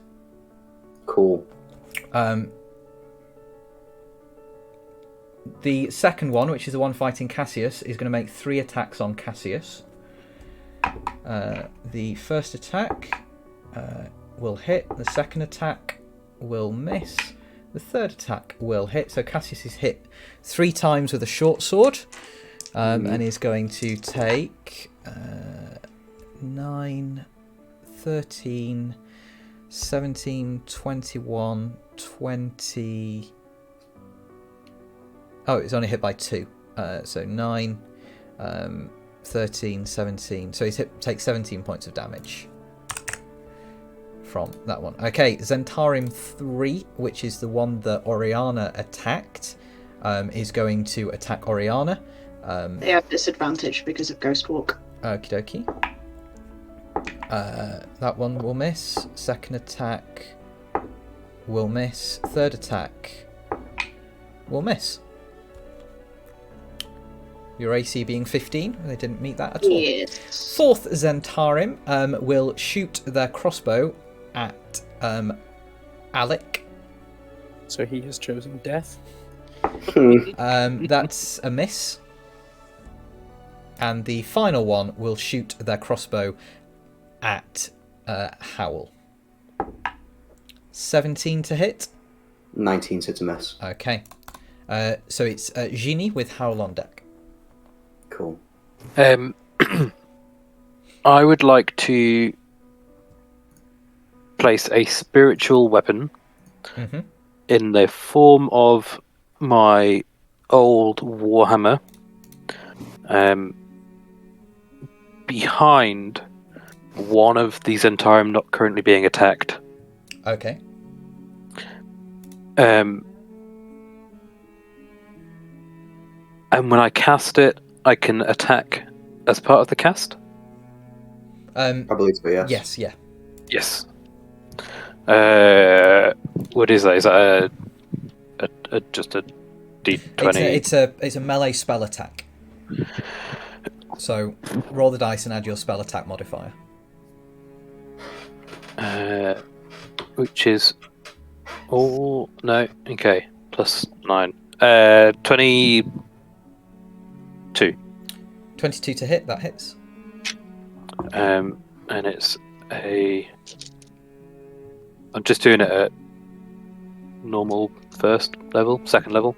Okay. So it's just the 1d8. That is 3, 5 force damage. I want to try and knock him in a way that might push him off the side. Okay. So if you wanted to do that, it would be a shove as opposed to an attack. So do you want to do that as a shove so you don't deal damage? Yeah. Okay. So you're attempting to shove. So you got a 22, was that? 22, yeah. So they'll make an athletics check and fail. Okay, they're shoved off the balcony. Falling, how far do they fall? falling 20 feet. So taking 9 points of fall damage and landing prone. Not bad. So that was your spiritual weapon. So what do you do? That was my action. So then as a Okay. bonus action,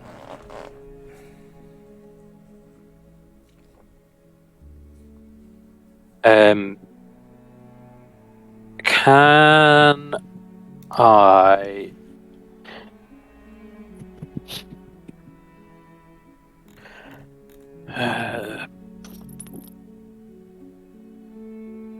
That is a bonus action.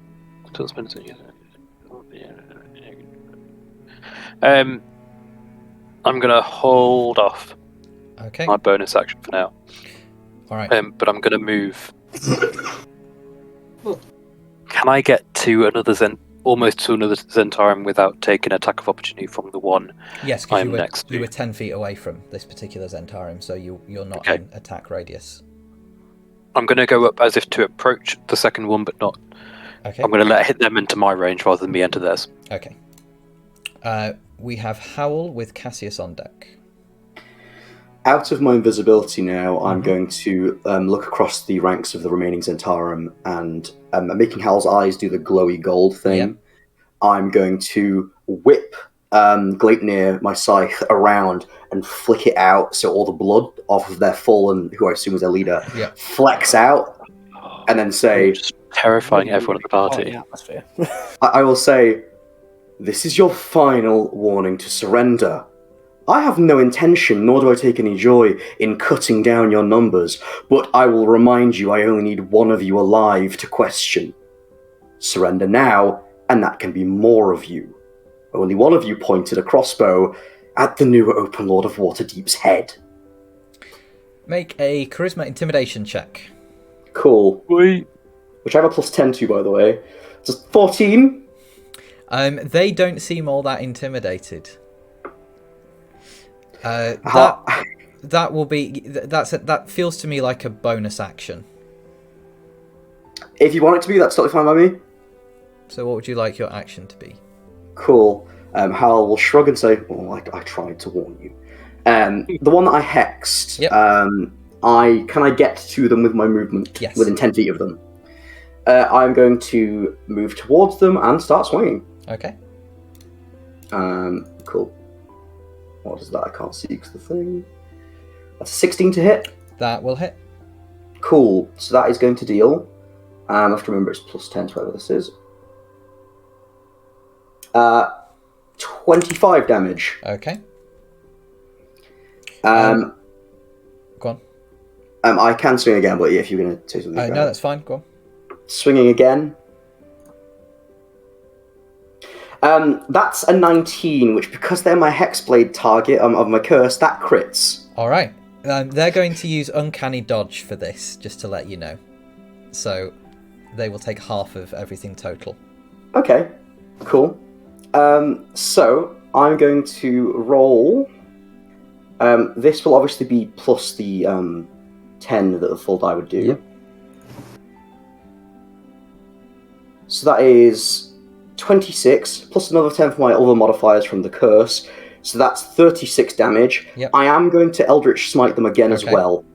So I'm going to burn a spell slot. Your second Warlock spell slot burn. And I'm going to deal the... What would you say it was for the D8s? So it's 48 plus 68. So let me get this ready. And the second one gets sliced in half. 48 plus 33 Yep. plus the 36 I just dealt. Yep. That's 117 damage to this one now. Okay, so they take 58 points of damage. Which is How not are enough they... to... That's not enough to kill them. How close to death do Okay. they look? On a scale of 1 to 84, Mm-hmm. Wow. they're at a 1. So, given that I used my bonus action earlier, I can't swing again. However, I will look at this person I've just attacked and say, "Oh, I see you're going to be the one we keep alive then." And I'm going to look as if I'm going to start walking away from this person. Okay.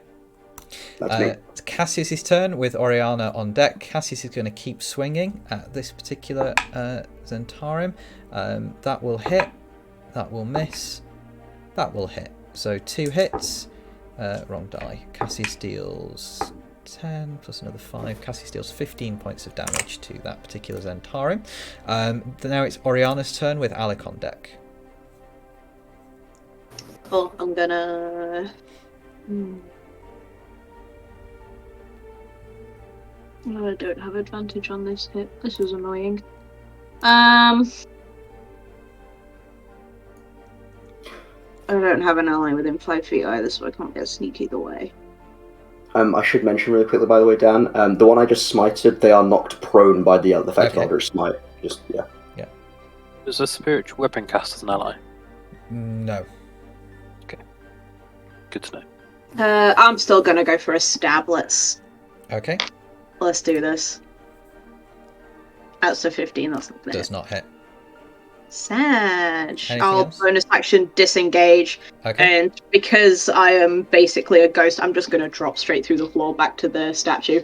Okay, you do so. You see that Sebastian is still there, dutifully hiding behind the statue. Good, I'm keeping an eye on him for now.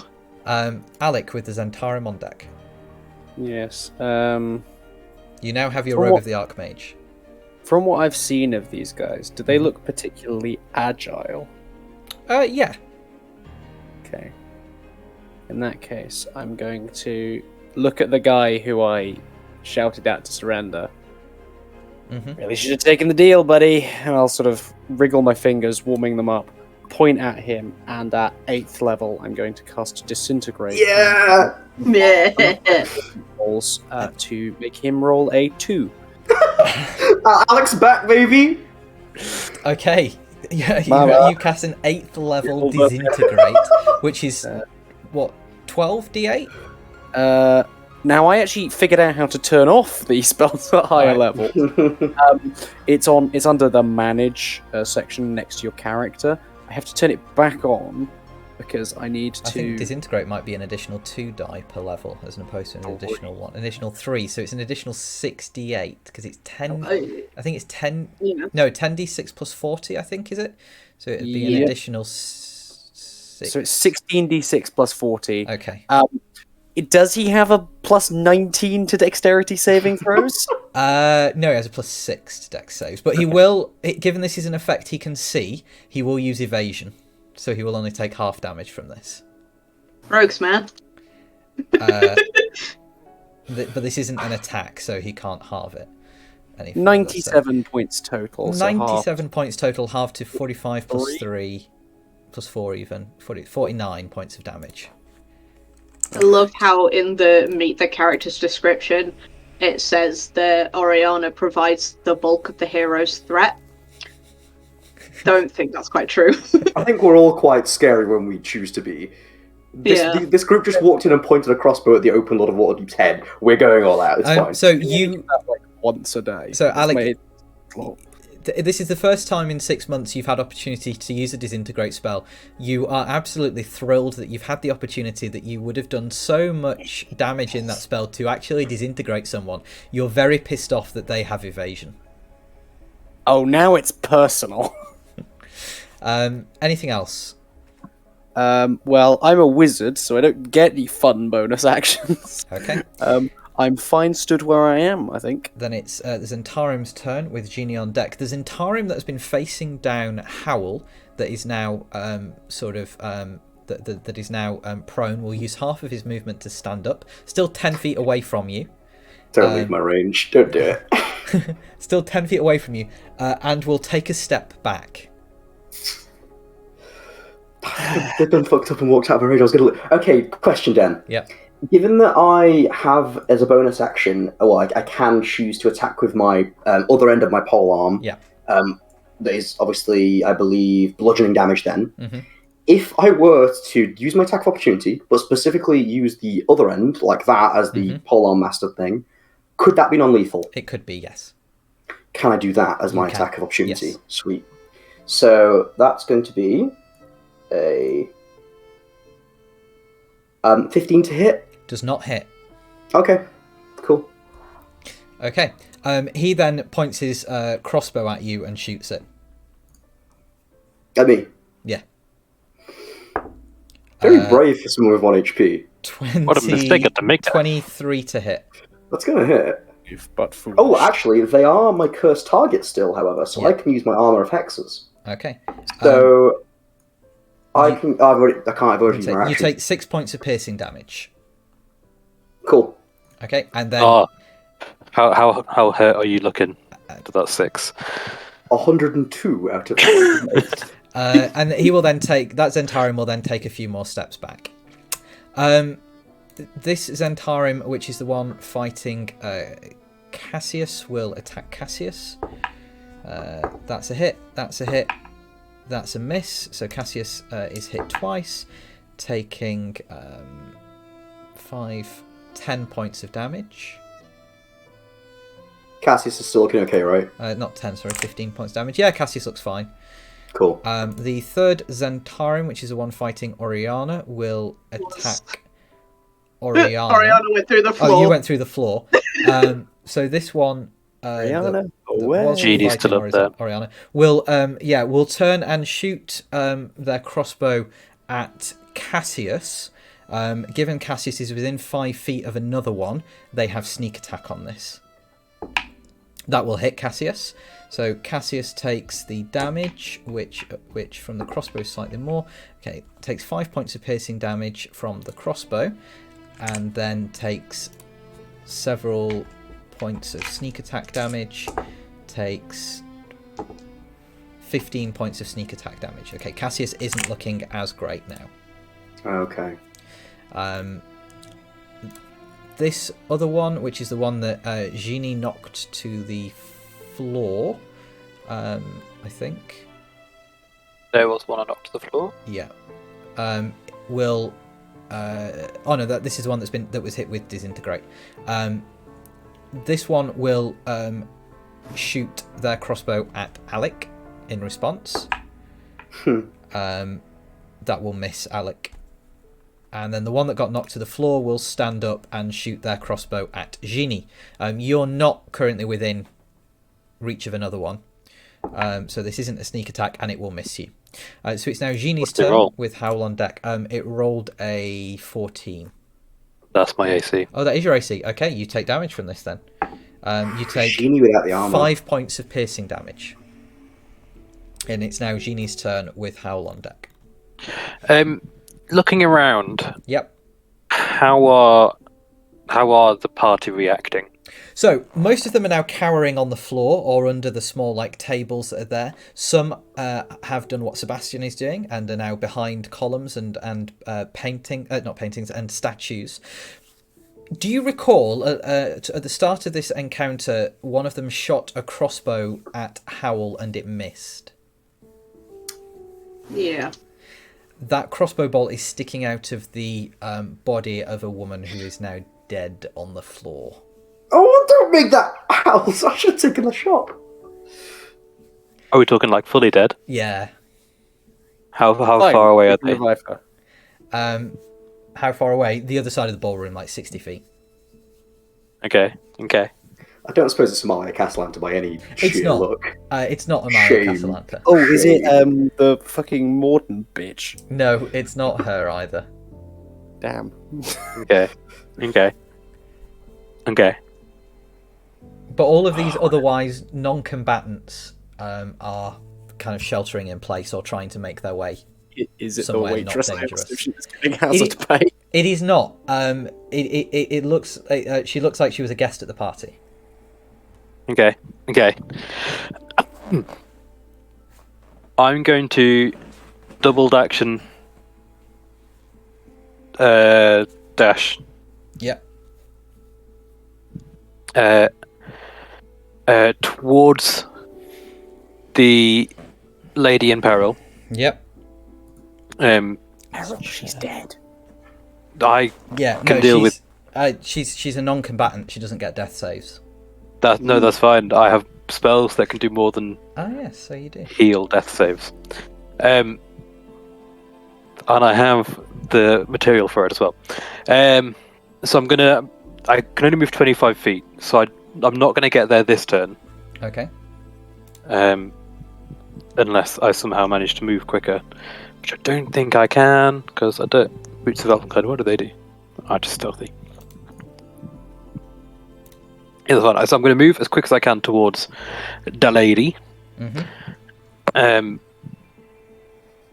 Is that movement and action to double dash? Yes. So I've still got my bonus action. Yeah. Which you can use to command the spiritual weapon if you wish. Yeah. That's what I was going to try and do. Can I move it and attack? You can move Yes. and repeat the attack. I will move it towards one that I can attack. Okay. And I will just thwack it. All right. Or whack it. Let's go with this dice. Ooh. That is a 22 again. That will hit.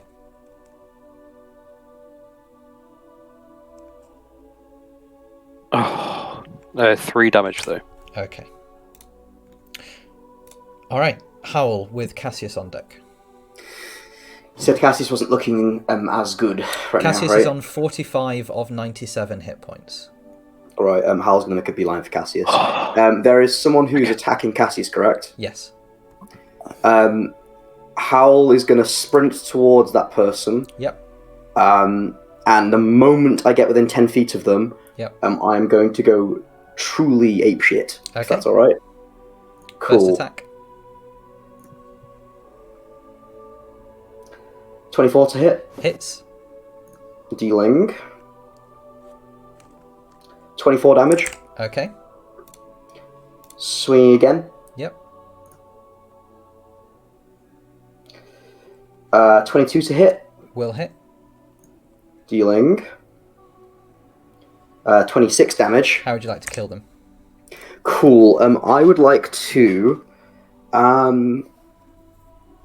swing Gleipnir, my scythe, into their side and use it like the force of movement to wrench this person's cadaver away from Cassius, Okay. and then sort of spin my scythe, clean it off again, look at Cassius, Yep.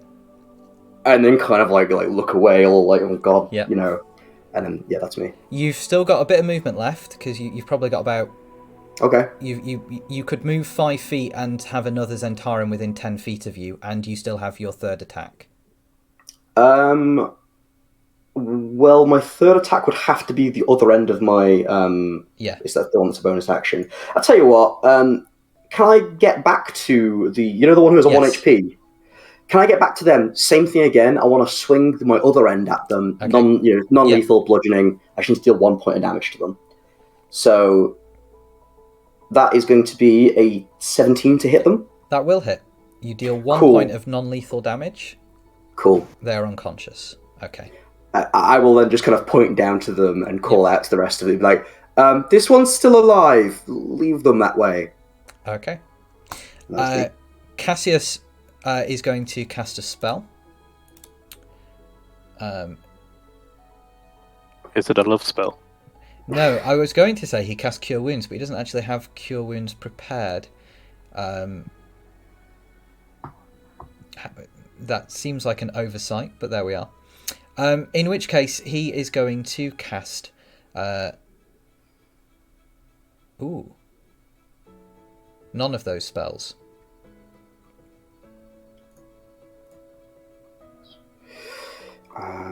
Okay, Cassius summons a spiritual weapon, like Génie's, and has it attack one of the other... What is the the other- spiritual weapon? His spiritual weapon is just a rapier. It's a copy of his own sword. Although you see... Actually, no. It's Gleipnir, but in sword form. Hey! That's Fruity. The spiritual weapon misses, however. So it's now Oriana's turn with Alec on deck. Oh, how far... The dude that was in the middle, how far away is he? His body, at least. The one that was that Howell killed the first time Yeah. round. Towards the centre of the room, about 20 feet away from you. There's that one that's in go half. over and pick Yeah. up his crossbow. Okay, yep. And I would like to use it to shoot at the Zentarum that I was attacking beforehand. Okay. What kind of crossbow is it? Oh, these are all light crossbows. Nice, I can use it. Yeah. Can you sneak attack? Not on that one, no.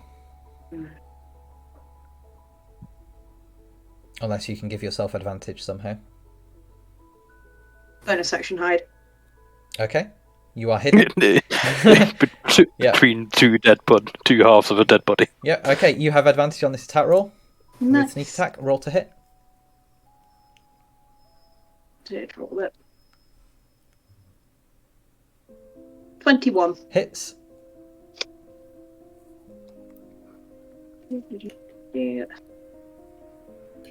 That is a grand total of 37 points of damage.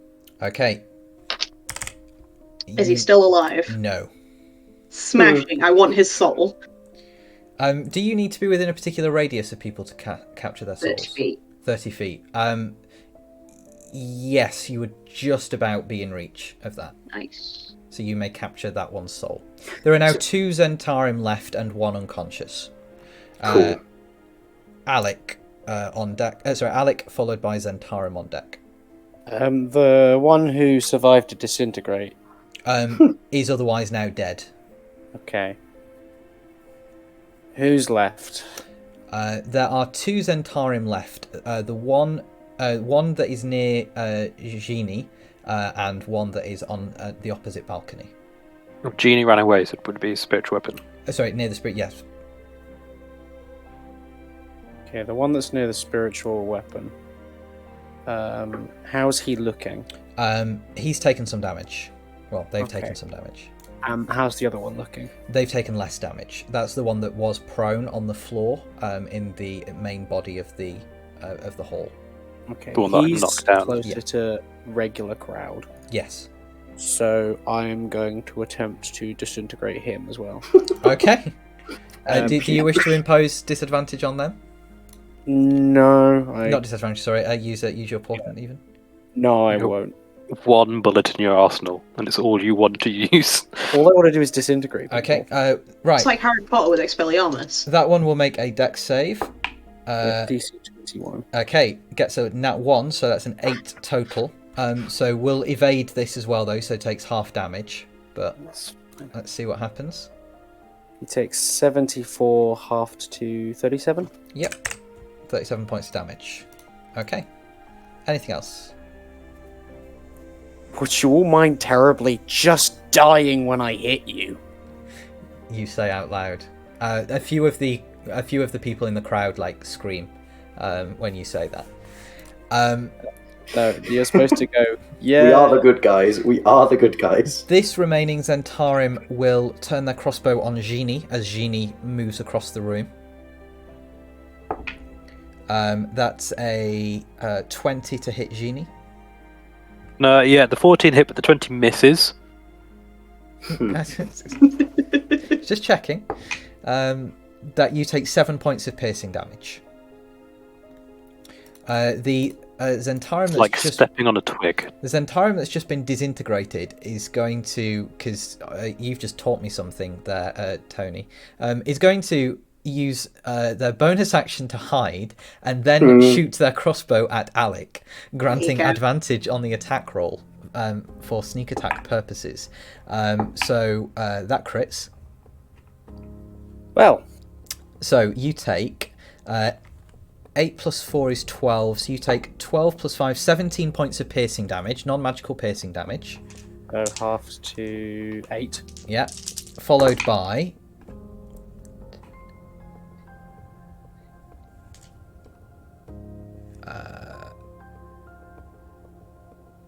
38 points of sneak attack damage. Up to 19. Yep. It's Guys, now below 100. subject to power word kill. Yes. It's Imagine now. being over 100 in Interesting. the first place. It's now Génie's turn with Howl on deck. I'm gonna carry on sprinting with my little legs Yep. towards this woman. Okay. As I do so, I'm gonna fall to my knees and slide, and at the same time, out of one of my bags or pockets, pull out a diamond. Call on the power of Sheila Perioli, or however you pronounce my god's name. No, I thought you said Sheila. Not very Then I was like, clerical. why are you praying to a spider? I'm going to cast Revivify. Who is your your god? Sheila Periol. This is not very clerical of you. Sheila Periroyal. Send me the text. I want to see that. Okay, you cast Revivify and bring this deceased woman back to life. Is that the only non-Zentarum casualty we've seen so far? Yes. Excellent. I'm then gonna turn around. After casting this, and do sort of like a force choke for my spiritual weapon, and use that as like the action of controlling it to hit this bad guy that is next to you. Okay.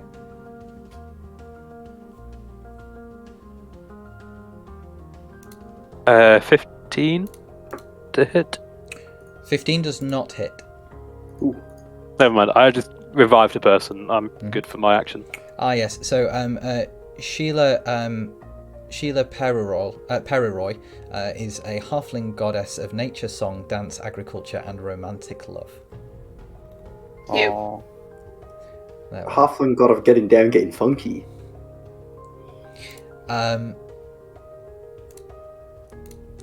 It is now. Where were we? So it's Howl's turn with Cassius on deck. So, the one who was on the balcony, are they still on the balcony? There is one remaining on the balcony. Yes.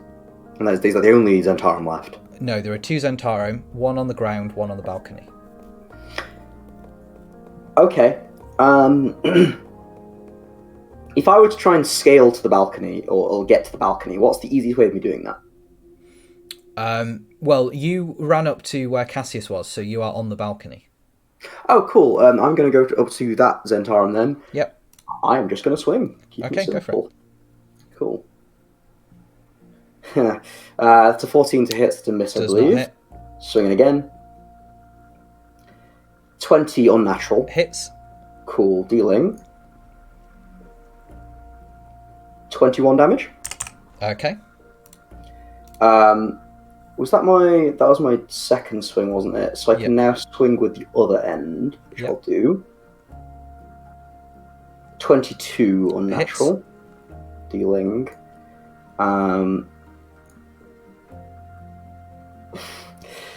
dealing 11 damage.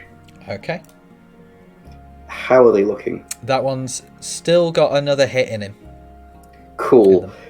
Can I then move so that I am... hits it. Okay. They're wielding a crossbow right now, right? Crossbow and rapier. In that case, Short sword. I will move 1 foot backwards. Okay. That's me. All right. It's Cassius's turn with Oriana on deck.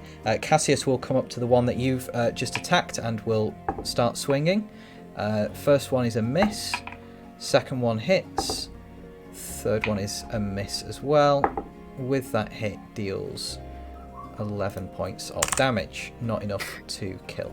With Cassius being now right next to Hal, presumably, both fighting the same person, can Hal kind of look to his side, catch sight of the spiritual weapon, and see that it is in imitation of, like a holy imitation of Gleipnir? Yes. Then look back to Cassius, sort of squinting a little bit, and say, "Would you care to explain that, please?" He says. But Hal is grinning when he says this. He's like, Cassius blushes and then has the spiritual weapon make the attack. Okay, cool. Hitting and killing that particular Zentarum. Yeah. And says, it's a nice weapon. Hal's going to chuckle and say... I like to hold nice weapons. Hal will chuckle and say, well, I'm glad you think so. And then can Hal kind of like, sort of again, be very like flirty and confident and then immediately get embarrassed and kind of begin to move away. Yeah. Okay, Cool. Oriana, there is one Zentarum left on the ground. Cool. I'm going to bonus action to hide. Uh-huh. And I'm going to shoot. Okay. I'm gonna shoot. Started blasting. Listen, it's the only thing I can do. This include the one that was unconscious that we were keeping. No. This is the last 20. Zentarum not unconscious. That will hit. Nice. And that is 4.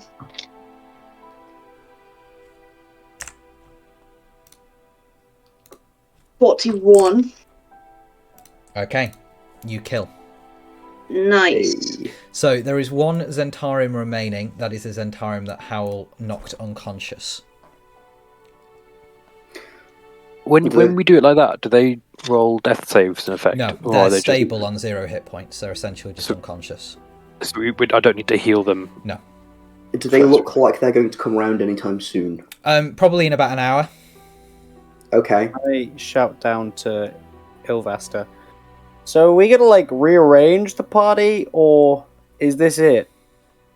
So As I pull the crossbow bolt out of my shoulder. Cassius's other Harper guards and some of the guards in Waterdeep. So that only took 4 rounds. So that was 6, 12, 18, 24 seconds. That's raw. We're so Right. good at this. So in 24 seconds, you've managed to dispatch the entirety of the Zentarum. With style. And revive a person. And revive a Yeah. person that died. So it is all over sort of very, very quickly. The other guards rush in and Cassius's Harper agents start to get people like out, sort of thing.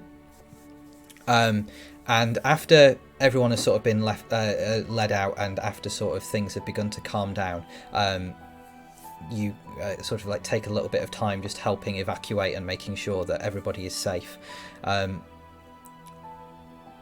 Amartya has been talking to a few guards and comes over to Ranulph. This is after about half an hour has passed, and says something to Ranulph rather urgently. And Ranulph then calls you all over.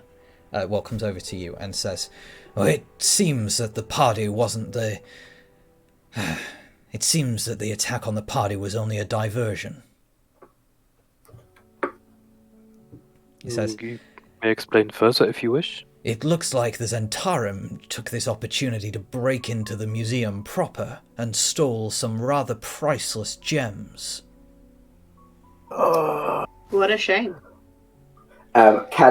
Howl's gonna like look rather irritated, look around, kind of do like a kind of noise, and say, "I have to make a few calls." He says, as you... And begins to like walk away. Yeah. You hear him as you go, as he's sort of like saying to people around him, he says, "This is, I have to say, rather disappointing." He's like looking around, and you hear him start to go off at Cassius and says, "Cassius, why didn't your intelligence mention anything about the fact that the attack on the party would be a diversion?" And Cassius starts to like mumble some apologies, and Ranulph kind of turns around and says, "And Laurel, the amount of time you could have spent chasing after the Zentarum, but you chose not to. Look what they have done now. They killed someone here at this party." Oh, get fucked, dick. Yeah, no. Hal's gonna 180 on his heel, Yep. come striding back, and throw Gleipnir to the side, Yep. so it leaves the 10 feet and disappears. Hal's gonna walk right up to Ilvasta, point a finger at him, and say, "May I remind you who that shot was fired at? I was protecting you. Were you not so brazen in declaring to the Zentarum your presence and your desires? That shot might not have been fired. Take some responsibility, coward." And then Hal's going to turn around again. Okay. With that, that's where we're going to wrap up for today. Cool. But there we are. That was the first session of this new arc within your campaign. That was good. Good That was game. exciting. Yeah, that was a really good Good session. game. I hate I wanna him keep so playing. much. Yeah, while he was talking, did he mention anything that got stolen, like the names of any gems, paintings? You will have to.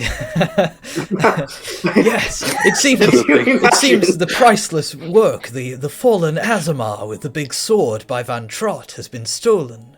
No, he doesn't Oh say, no, he doesn't not say the that. fallen Azamir with the big sword by Van Trott. And the cracked vase with the big daisies by Van Gogh.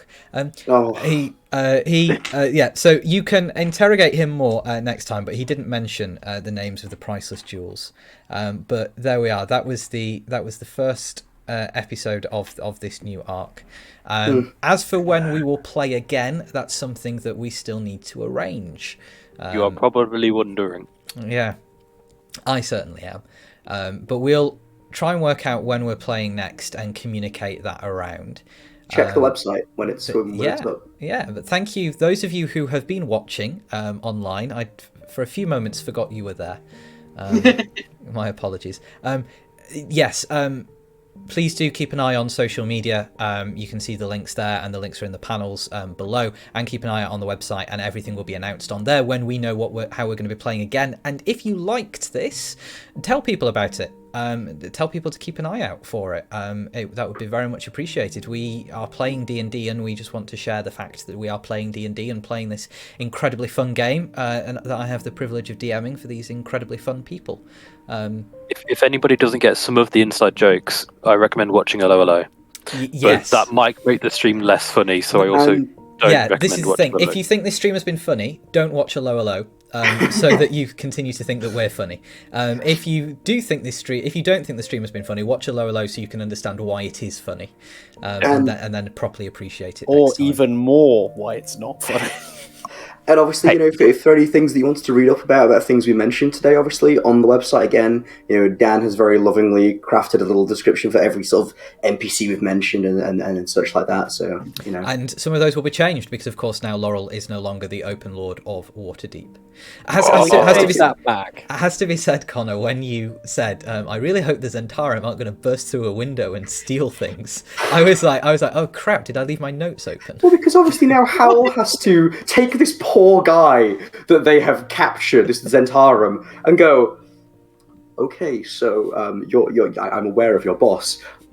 What the hell, And Hal has to go and have a really awkward call to a family member. So, well, we look forward to that awkward call the next time we play. And if that Alex, happens. but I didn't get to take full advantage of the free unlimited alcohol. When's the rest of the party? I'm really glad that you dislike Ranulph, by the way. I was umming and ahhing about whether or not to make him reasonably likable, and I decided that actually in this situation he's just a complete dick. I think for a brief moment that he was going to turn out to be like an actually good person who's just been maneuvered. No, he's a dickhead. I really have to stop myself calling him Ralph. No, I think we should call him Ralph to demean him. Do it. Like, shut up, Ralph. Yeah. Alec has missed his opportunity to apologise to the Black Staff again, and we'll have that at the next party. But that's everything. Thank you, those of you who are watching. Thank you very much, you four, for playing. And we'll play again soon. Well, thanks for running it, Dan. Privilege is ours, really. Good session, as always. All right. We'll see everyone soon. Goodbye. Bye. Bye.